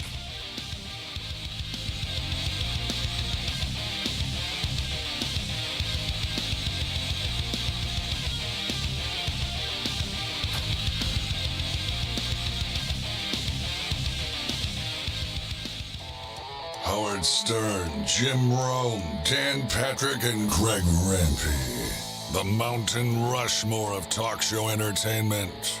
Now, let's get back to the Barbecue Central Show. It's shocking already getting emails. I had the same issue with Spectrum. Left Spectrum a long time ago. They must have thought their cable wires were made of gold. I agree. We're done. We're done, gang. We're done. Hey, it is the first Tuesday of a month in the second hour. And you know what that means? It brings a visit from the second half of the usual embedded correspondence. There they are, Doug Scheiding to the right of me, the longest-running embedded correspondent from Texas. And then below me, our pal Rusty Monson from the great city of Utah and the proprietor of Salt City Barbecue, brick and mortar establishment, by the way, as we've come to learn here over the last few months. So, Doug, where were you the fourth Tuesday of the month in July? I was in a car traveling from Santa Barbara to Paso Robles. You didn't want to get on the jetpack and try and do it live from the car? Yeah, the days of the jetpack. But, I had 3 other people with me, and it was bad. It was just anything. But, hey, going to the jetpack, I had the same damn issue with Spectrum myself, which led to my problems with the jetpack. Yes, screw you, Spectrum. New customers, $40 a month. And I'm like, I want this effing price. Oh, no, I was paying over $100. Oh, yeah. So, yeah. Outrageous. I had a jihad against Spectrum, too. Rusty, are you still clinging to cabled internet or cable TV? First of all, Doug, love the hat. It's super Thank sexy you. on you. Thank Just you. when I thought it couldn't get sexier. God damn it, Doug. You did it. You did it. Yep. I unfortunately, I guess, sort of, but no, not anymore. Anywhere the NFL Sunday Ticket is, I have to be because I have got to watch every single game. My Sunday rotation is set my fantasy lineup, 11 o'clock, watch football until the very last game all day. That's all I do. So do you have a pro team that you like the most, or is it just your fantasy team? Oh, Saints. I've been a Saints fan for years and years. That's right. Years. That's right. Like hardcore Saints fan. Hardcore. How many fantasy teams are you in? 5. Nerd. The highest I've ever been in is 14 at the same time. 14? Yes, sir. Wow. Are you the captain of all those teams too? Like, are you the commissioner, whatever they call it, the president? Oh, just one of them. Yeah. The rest I'm just joined with friends and different people. Wow. They're all paid leagues too. How can you be so invested in that? It's been hard.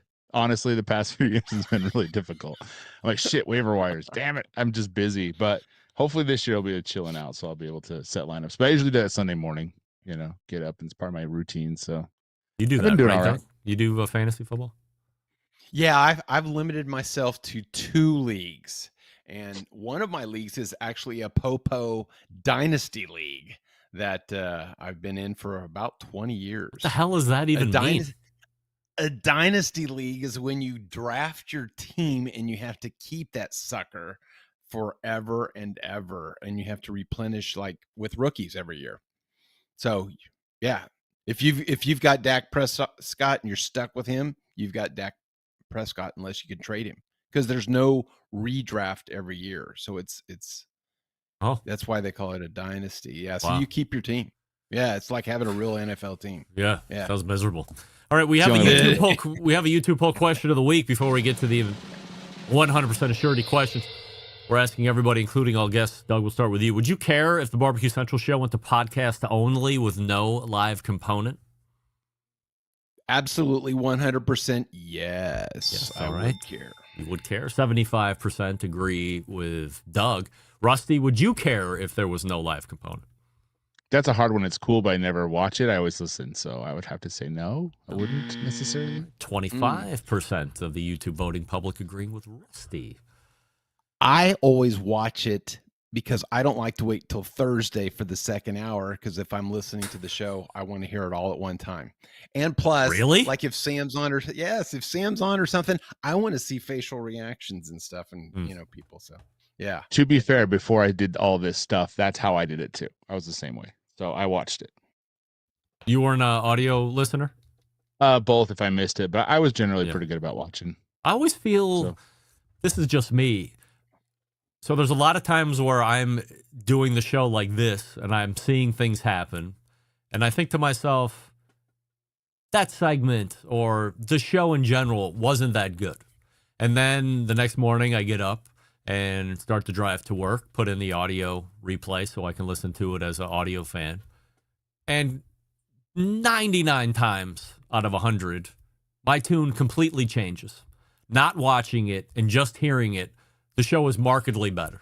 I'm going, oh, I don't know why I was being so touchy-feely the night before, but listening to it now, to me, it's all theater of the mind.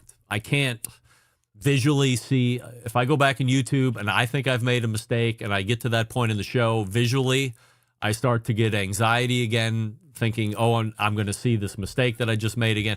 But if I'm not seeing it, I'm not paying attention to it, and it just flies right through, and I think, wow, that show wasn't nearly as bad as I thought it was listening back to it. Is there, Rusty, do you think theater of the mind can add value? No, it's kind of nice to watch it. I kind of liked watching it for that reason, is because it kind of took that away a little bit. I used to go back, when I used to listen, it was because I just go back and listen to the roundtables. I'd listen to hell out of those. That was the only time I listened. Other than that, I tried to watch it live because I like to see the expressions. I actually like the background. It was all kind of cool. So I liked it. Well, I think a lot of the roundtables didn't even have camera work at that point. They were just audible recordings anyway. That's the only thing I listened to podcast was those. I didn't obviously wasn't around to watch those, but all right, boys, we got 100%. Go ahead. I like the interaction sometimes you do when you read the comments and stuff, and you bring them up, and so I think that adds an element to the live that you wouldn't have on a pre-recorded. And man, going back to the roundtables, that's where I am where I am today because of those damn roundtables. I would listen to those things 8, 9, 10 times, and take notes. Then, if I. Oh yeah, absolutely. Because you just picked up so much. And so, in absence of classes, that's how I really learned from the barbecue greats. All right. 100% of surety questions. And thank you for saying that, Doug. I'm going to pretend like nobody listened to the last Embedded Correspondence show. There have been some updates, some revisions, some takeouts, but by and large, this is the same set of 100% of surety questions that I asked Rashid Phillips and John Solberg and Sam the Cooking Guy and Matt Osmond. So we will start with Doug.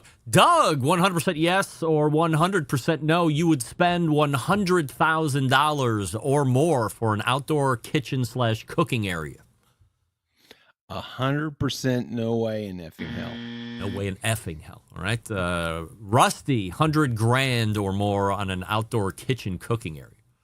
100% no. Hell no.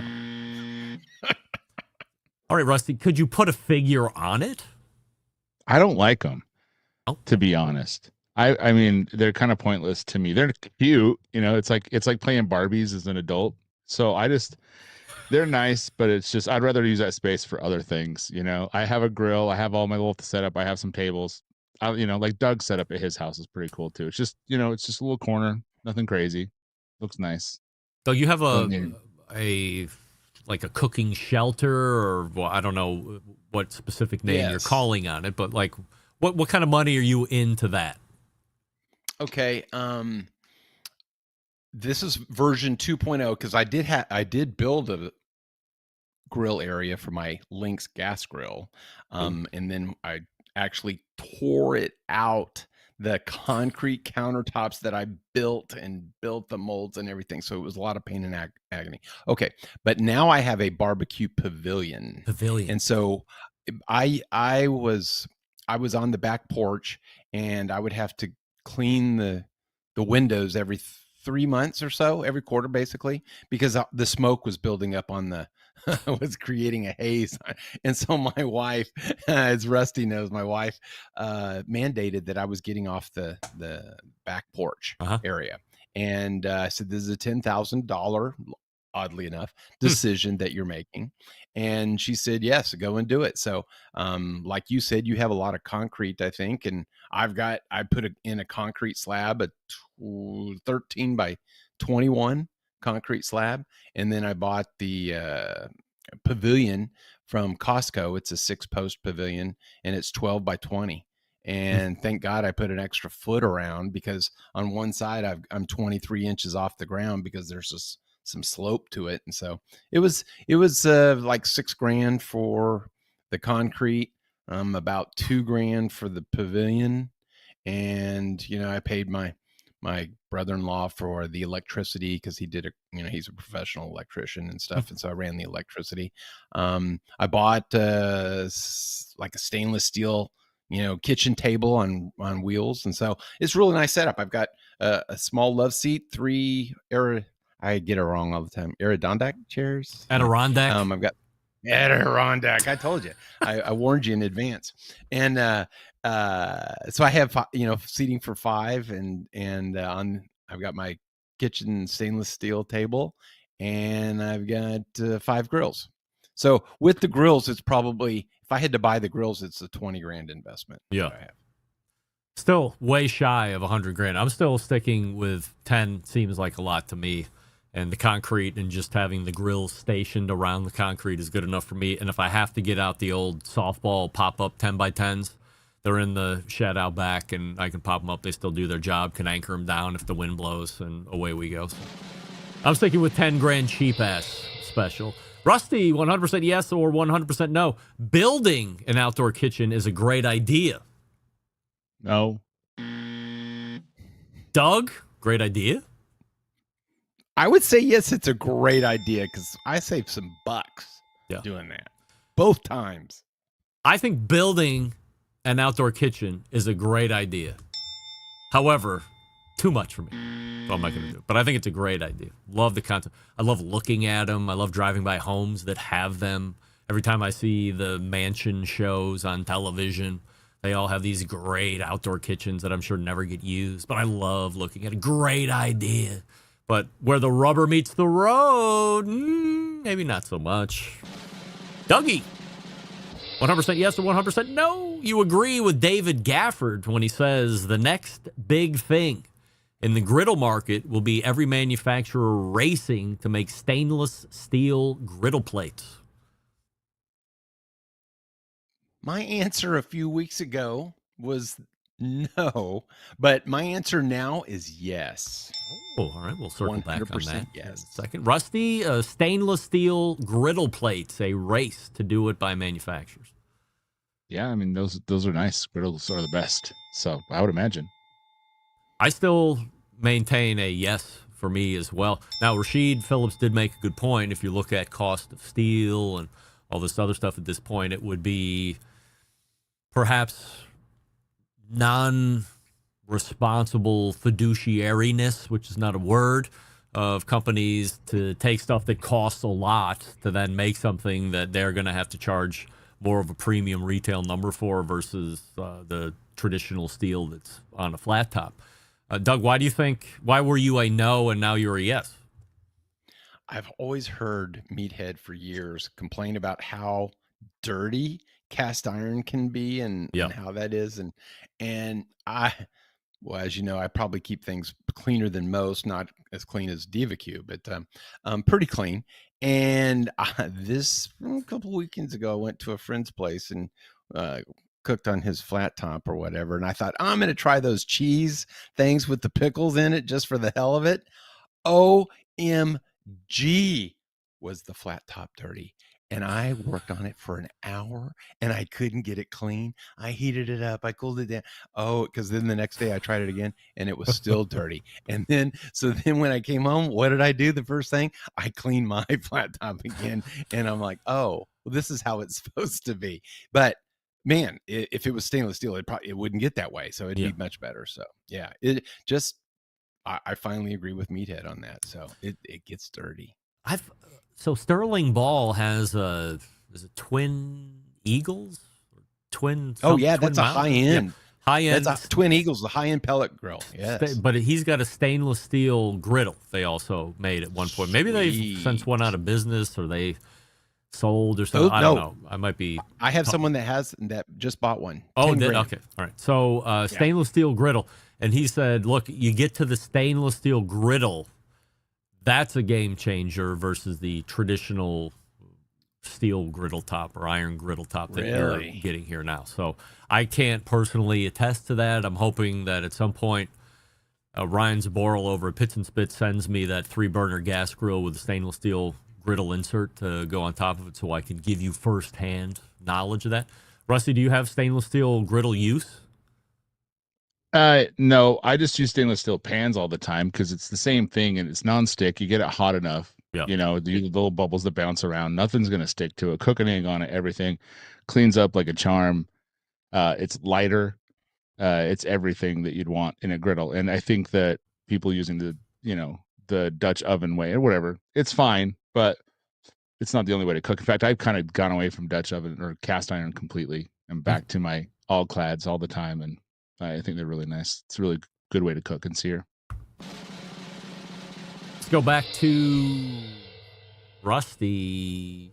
100% yes or 100% no. After mentioning him on the show several times with Wes Wright a few weeks ago, Greg has a new man crush, and his name is David Gafford. Yes, 100% yes. Yes, all right. Doug, or I have a new man crush on David Gafford? A new man crush? You've had a man crush on him for a while, so I'm actually starting to take to him. So I am getting value from him. So I think what I love most about him, I think he for as great as he is at the barbecue lab, I think he's missing his calling. He should be FBI hostage negotiator. His voice is so calming. And he talks with such, for lack of a better word, assurity and confidence, not in a cocky way, not like you're going to listen to me, doesn't bowl you over. He is just very sure of every word that he is speaking. And I'm thinking, if I'm on the other end and life or death situation, this guy cannot be rattled. He is unflappable in the face of heat and controversy. I have no idea if that's actually the case, but his voice is telling me that. So I think he should be looking into part-time FBI negotiator, but still continuing as Barbecue Lab full-time. So, and I met him in person when I was at the ThermalWorks event that Rusty shined on before. So I had no idea who he was at that particular moment, but we sparked up a kinship at that point, and now I'm in full man love with him. All right, Doug, back to you. 100% yes or 100% no. Mac and cheese is the best barbecue side. absolutely 100%. All right. Rusty, best side, mac and cheese. Oh, my God. This is traumatic. This is PTSD for me, man. Damn, dude. I wish it would go away. I wish that mac and cheese was never invented. I am sick and tired of waking up every damn morning and boiling fucking elbow macaroni and making cheese and serving it. Oh, yeah. So it's just because you're in the middle of making it is why you hate it? I used to like it. It's and everyone freaking wants mac and cheese. That's all they ever want to eat. Yeah. That's it. There's better stuff. Agreed. Rusty. Yes. I have a recipe. You don't boil the noodles. You just stick it on the grill, put it in the pan, stick it on the grill, stir it every 20 minutes, and it's done. Hour and a half. But I have to hold it. Rusty's cooking at a restaurant, Doug. Yeah, I gotta hold it for sometimes 2 hours. You don't have a proofer? You don't have a saucer to hold it then? Yeah, I do. Yeah, we have it. It's just the boiled noodles. You know, it works. We don't die. And people it's gone. We're constantly going. Mac and cheese, but it's so easy. You make bechamel? No. Is it bechamel? Well, no. Bechamel. No. We don't do a bechamel. It's too much. That's too much. I'm not. I like Rusty. Try my recipe one time. Just try it. Send it to me. I'd love to try it. For your fantasy football league. Try my recipe. For your I will. 15. Best I ever had was the Malcom that means you're Reed. going to try Malcom it Reed 5 times. Yeah. Yeah. Let's do it. I'm down. I'd love. Okay. Also, you know what? You don't parboil. You the love noodles. mac and It's cheese. fantastic. Rusty has done 180 on mac and cheese. He is now loving mac and cheese as the best side. All right, good. On the eating side. On the eating side, not on the making side, obviously. Rusty, 100% yes or 100% no. You've listened to at least one episode of the Baseball and Barbecue podcast. Oh, yeah. Yes. Yeah, I like that show. Right? That's a good And, of course, we all know Doug is the host of the Baseball and Barbecue podcast. I listened to their show from Saturday today, actually. Doug? 100% yes or 100% no. You can name at least one of the hosts of the Baseball and Barbecue podcast. Yeah, I could probably name 5 of them. Yes. All right. Now, Lynn, Jeff, me, Chef Ray. Rusty, Yeah. can you name any of the hosts of the Baseball and Barbecue podcast? And Doug does not count. Doug doesn't John really got away with one 2 weeks ago. I thought he That was was going to say hilarious. one of the hosts, but he didn't. He said Doug, one of the real hosts, either blank Leonard or is blank. one of the hosts. Leonard, yes. Leonard. You're right. Oh, Did you Google nice. that? I did Nice. No. All right. Good. Well, good for you. Leonard messages me sometimes. I love the fact that Rusty knows Leonard from some obscure baseball and barbecue podcast, has no idea who Pat LaFrieda is. I'm like, how can that be? That's mind-boggling to me. But all right, he's Rusty. Oh, go ahead, Doug. I was going to say, I've actually been a guest 9 times on the Baseball and Barbecue podcast and a co-host 42 times. 42 times? Yes. Can you Holy believe 42 shit, times? 42 times. And how many as a guest? 9 times? You've been on that show 51 times. Yes. Holy That's a crap. lot.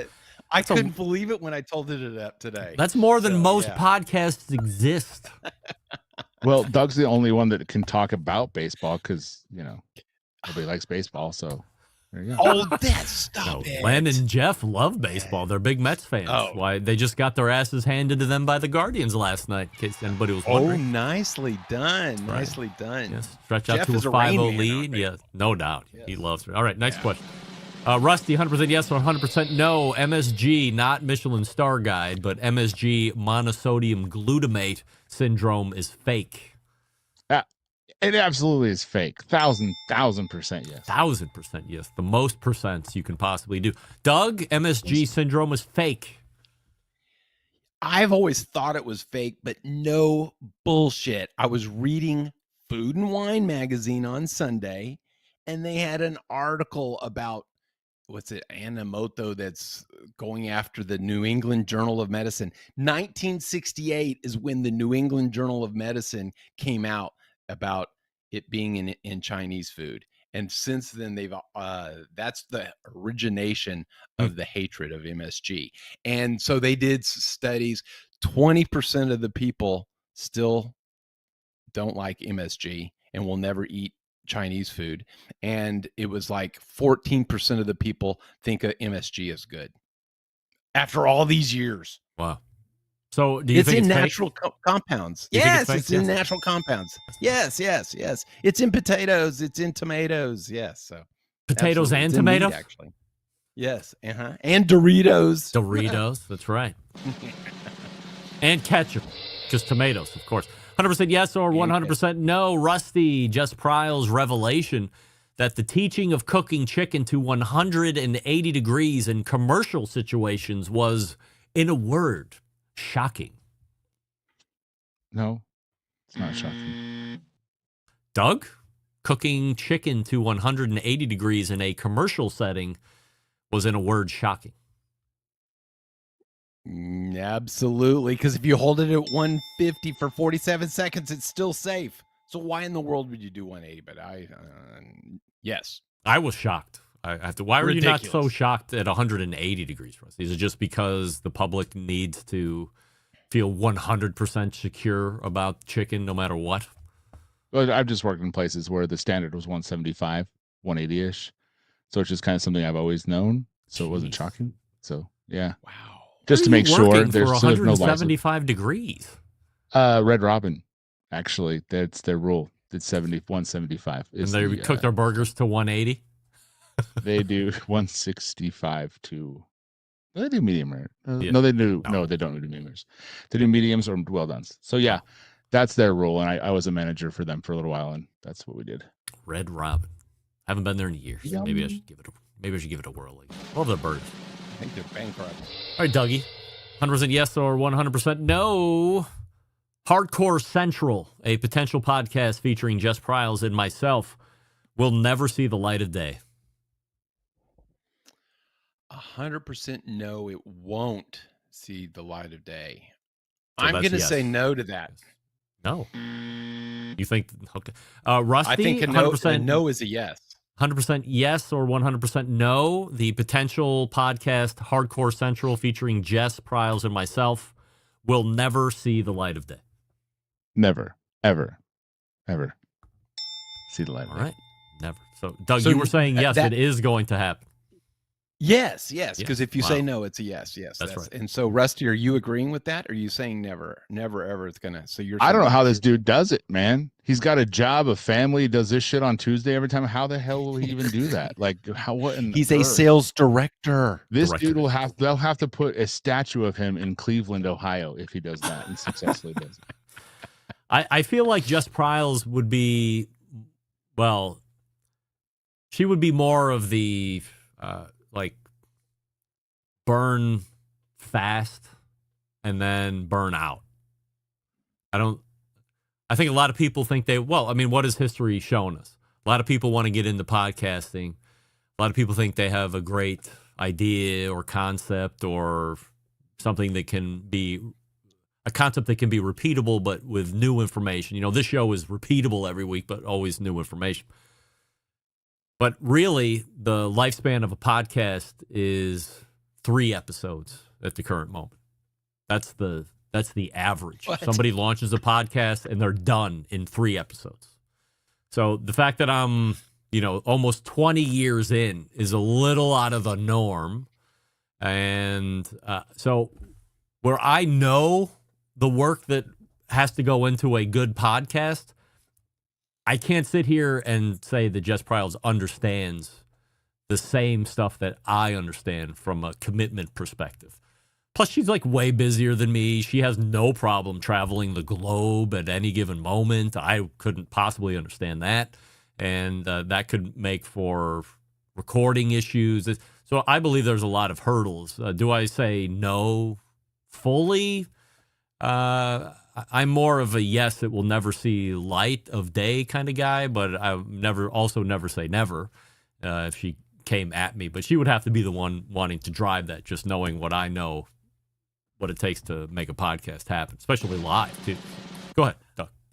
I did, before all this barbecue podcast, I did a business brokerage podcast, and we lasted 12 episodes. Wow. You did 4 times the norm. Good for you. Oh, yeah. Just getting guests was just, yeah.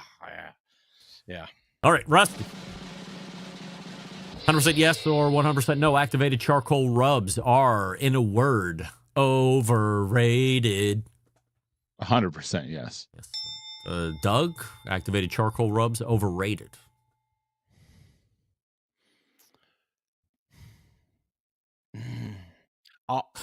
I'll say yes, but it's because of the perception of what it does.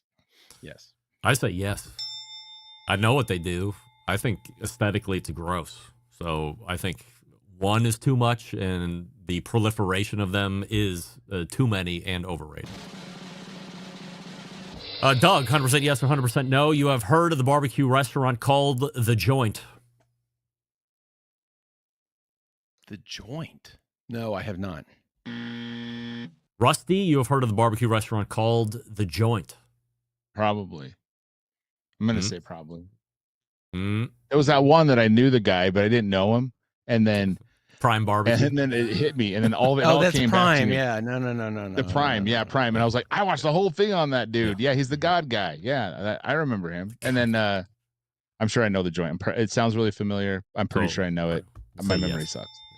Yes. Rusty's probably thinking of The Shed instead of The Joint, but that's all right. No, there's no The Shed. I know, it's a joke. 100% yes or 100% no. Rusty, Matt Osman has heard from Sam the cooking guy about paying up since last we spoke.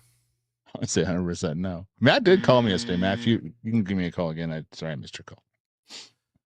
Doug, Matt has heard from Sam the cooking guy about paying up since last we spoke. No, yes. I can tell you with 100% assurity as of last hour that Matt is continuing to welch on that bet. So they are now connected through Instagram, and Matt has gotten in touch with Sam saying, where do I send the $2,000 check? I can't think of any worse bet that's been made in the last century than Matt Osman holding himself to the fire thinking that Sam was going to get the 4 million subscribers by May 1st or whatever it was. I mean, it's like, if Matt is giving you betting advice, head for the hills. Like, run the other way. Bet the opposite, because, I mean, that can't be good advice. All right, 100% yes or 100% no. Doug, Traeger stock will break the $3 mark before the end of 2025. 2025, and no, I don't think it will.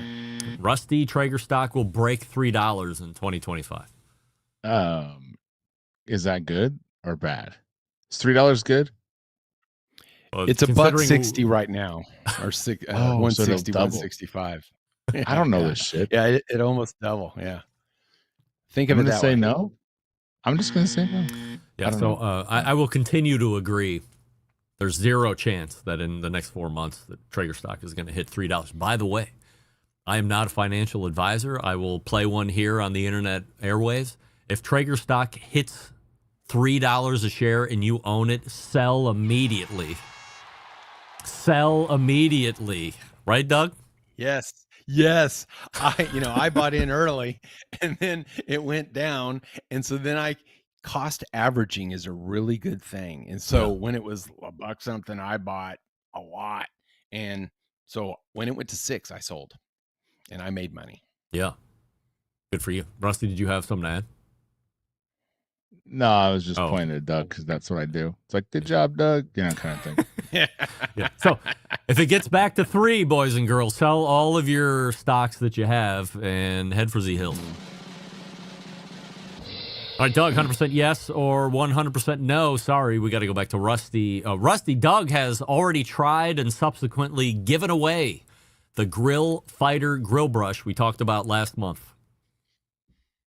Oh, I hope not. I actually kind of want one now. I hope not. I know the answer to this, so I can't answer. So we will go to Doug. 100% yes or 100% no. Doug, you have already tried and subsequently given away the Grill Fighter grill brush we talked about last month. Yeah, I vaguely remember us having a private conversation about this, and yes, I did give it away. Yes, I did. I used it for a weekend, and on the July 4th weekend. You hated it.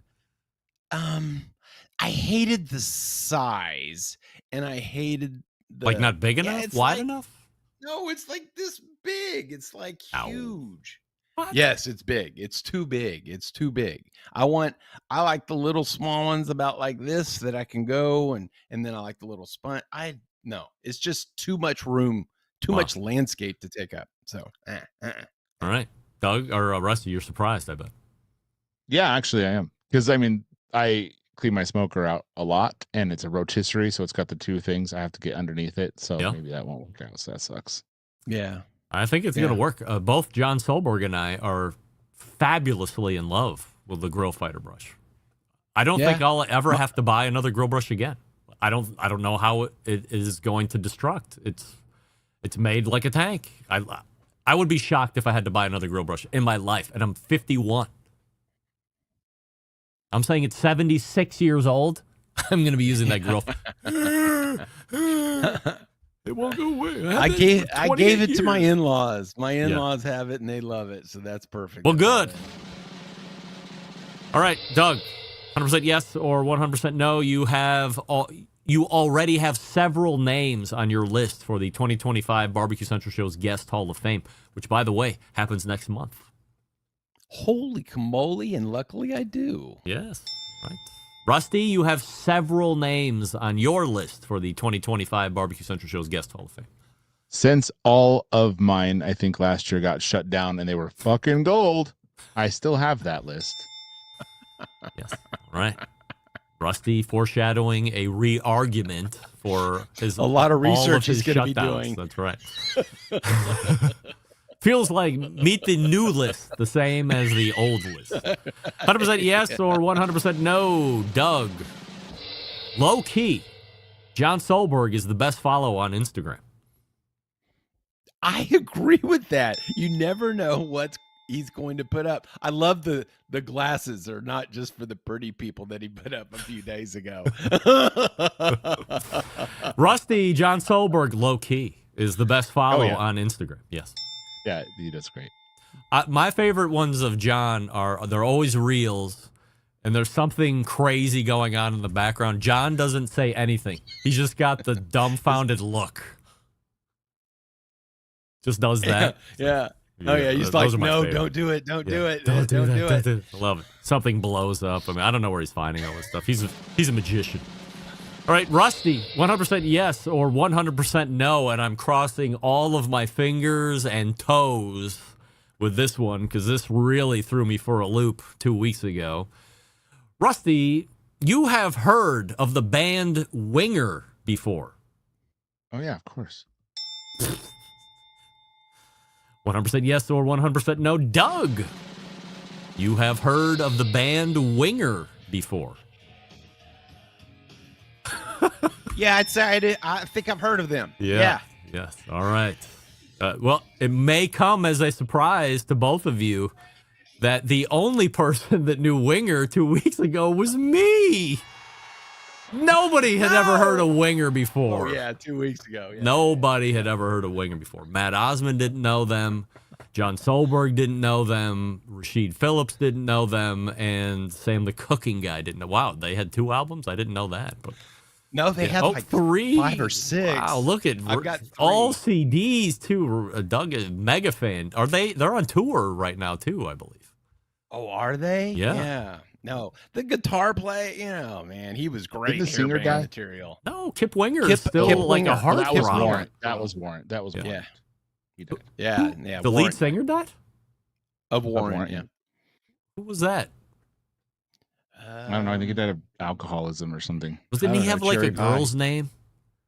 Yeah, I don't remember Cherry his Pie. name. Oh my God, that video is the best. That girl's so hot. She was in Star Search, right?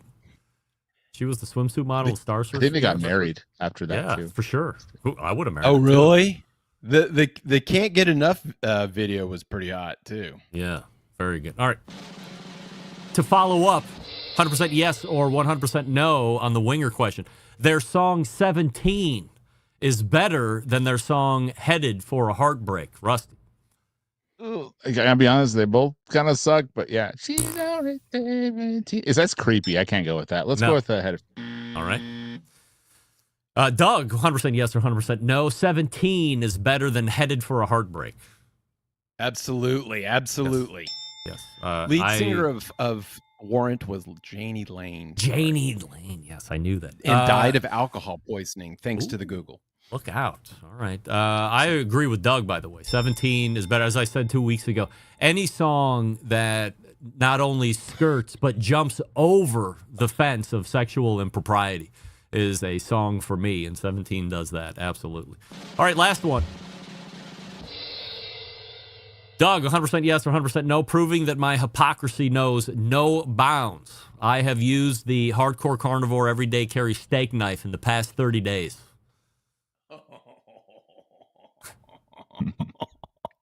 Oh, I'm gonna still say yes because damn it, you should be using it, and you know you haven't.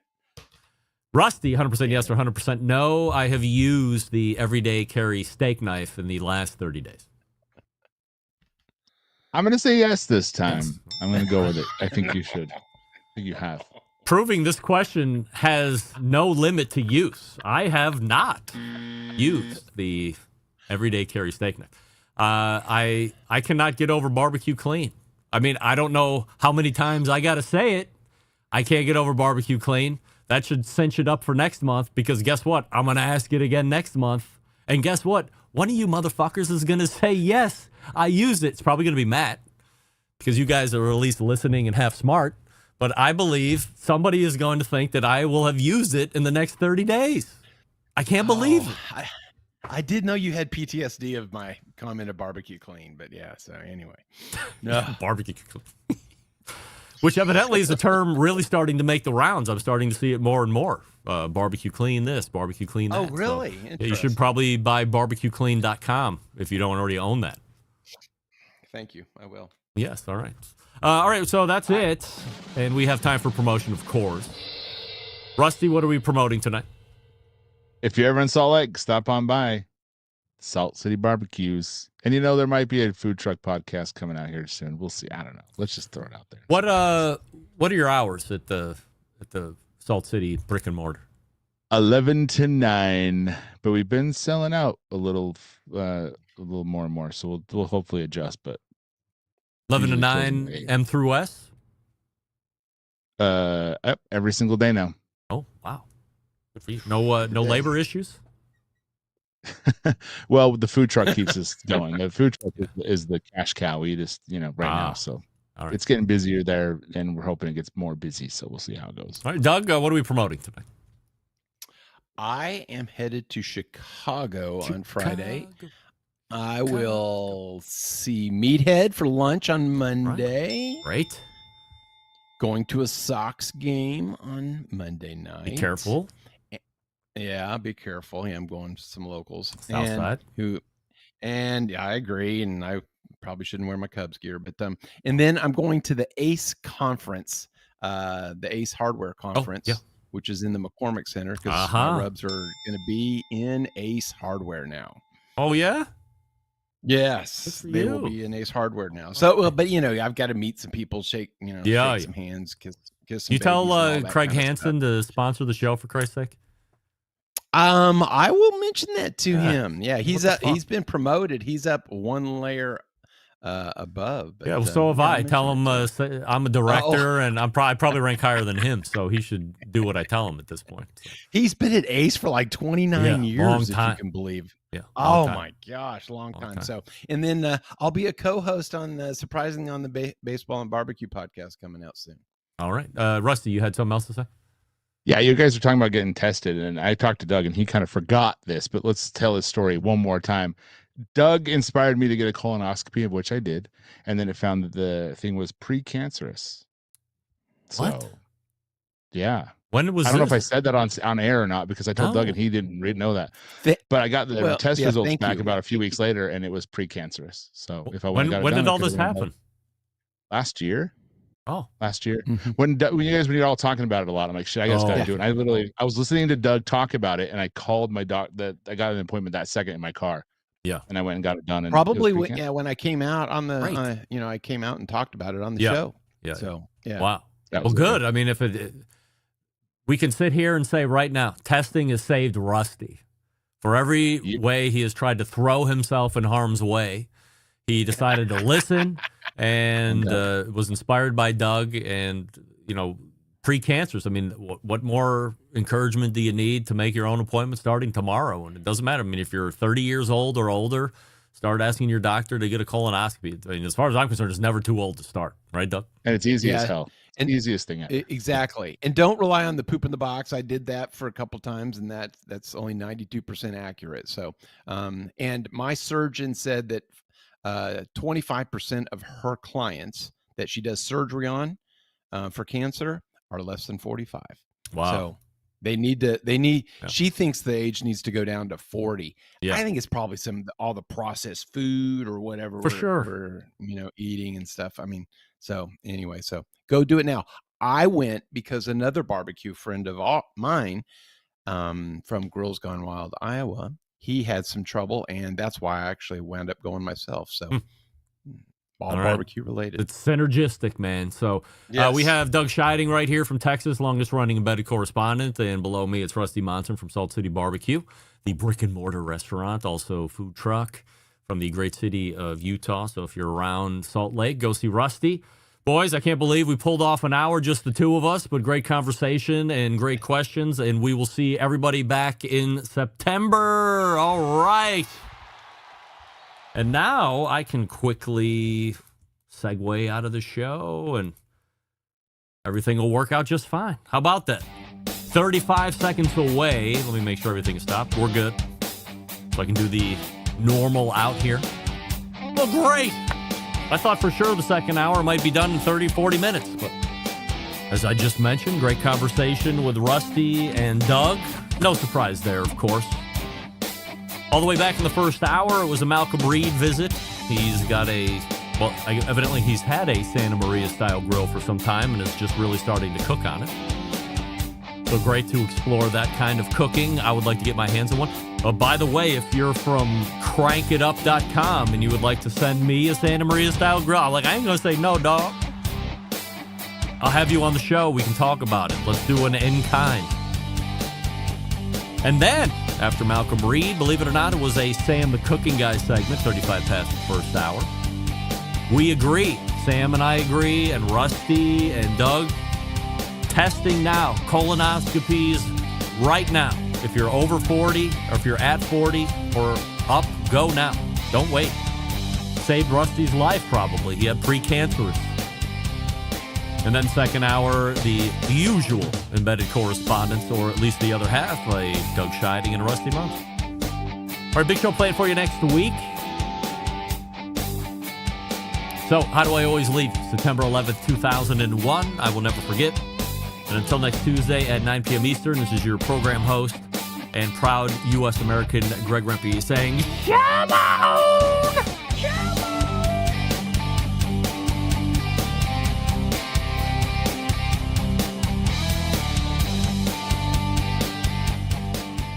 Hi, this is Molly Storm from Stowe, Ohio, and you're listening to BBQ Central.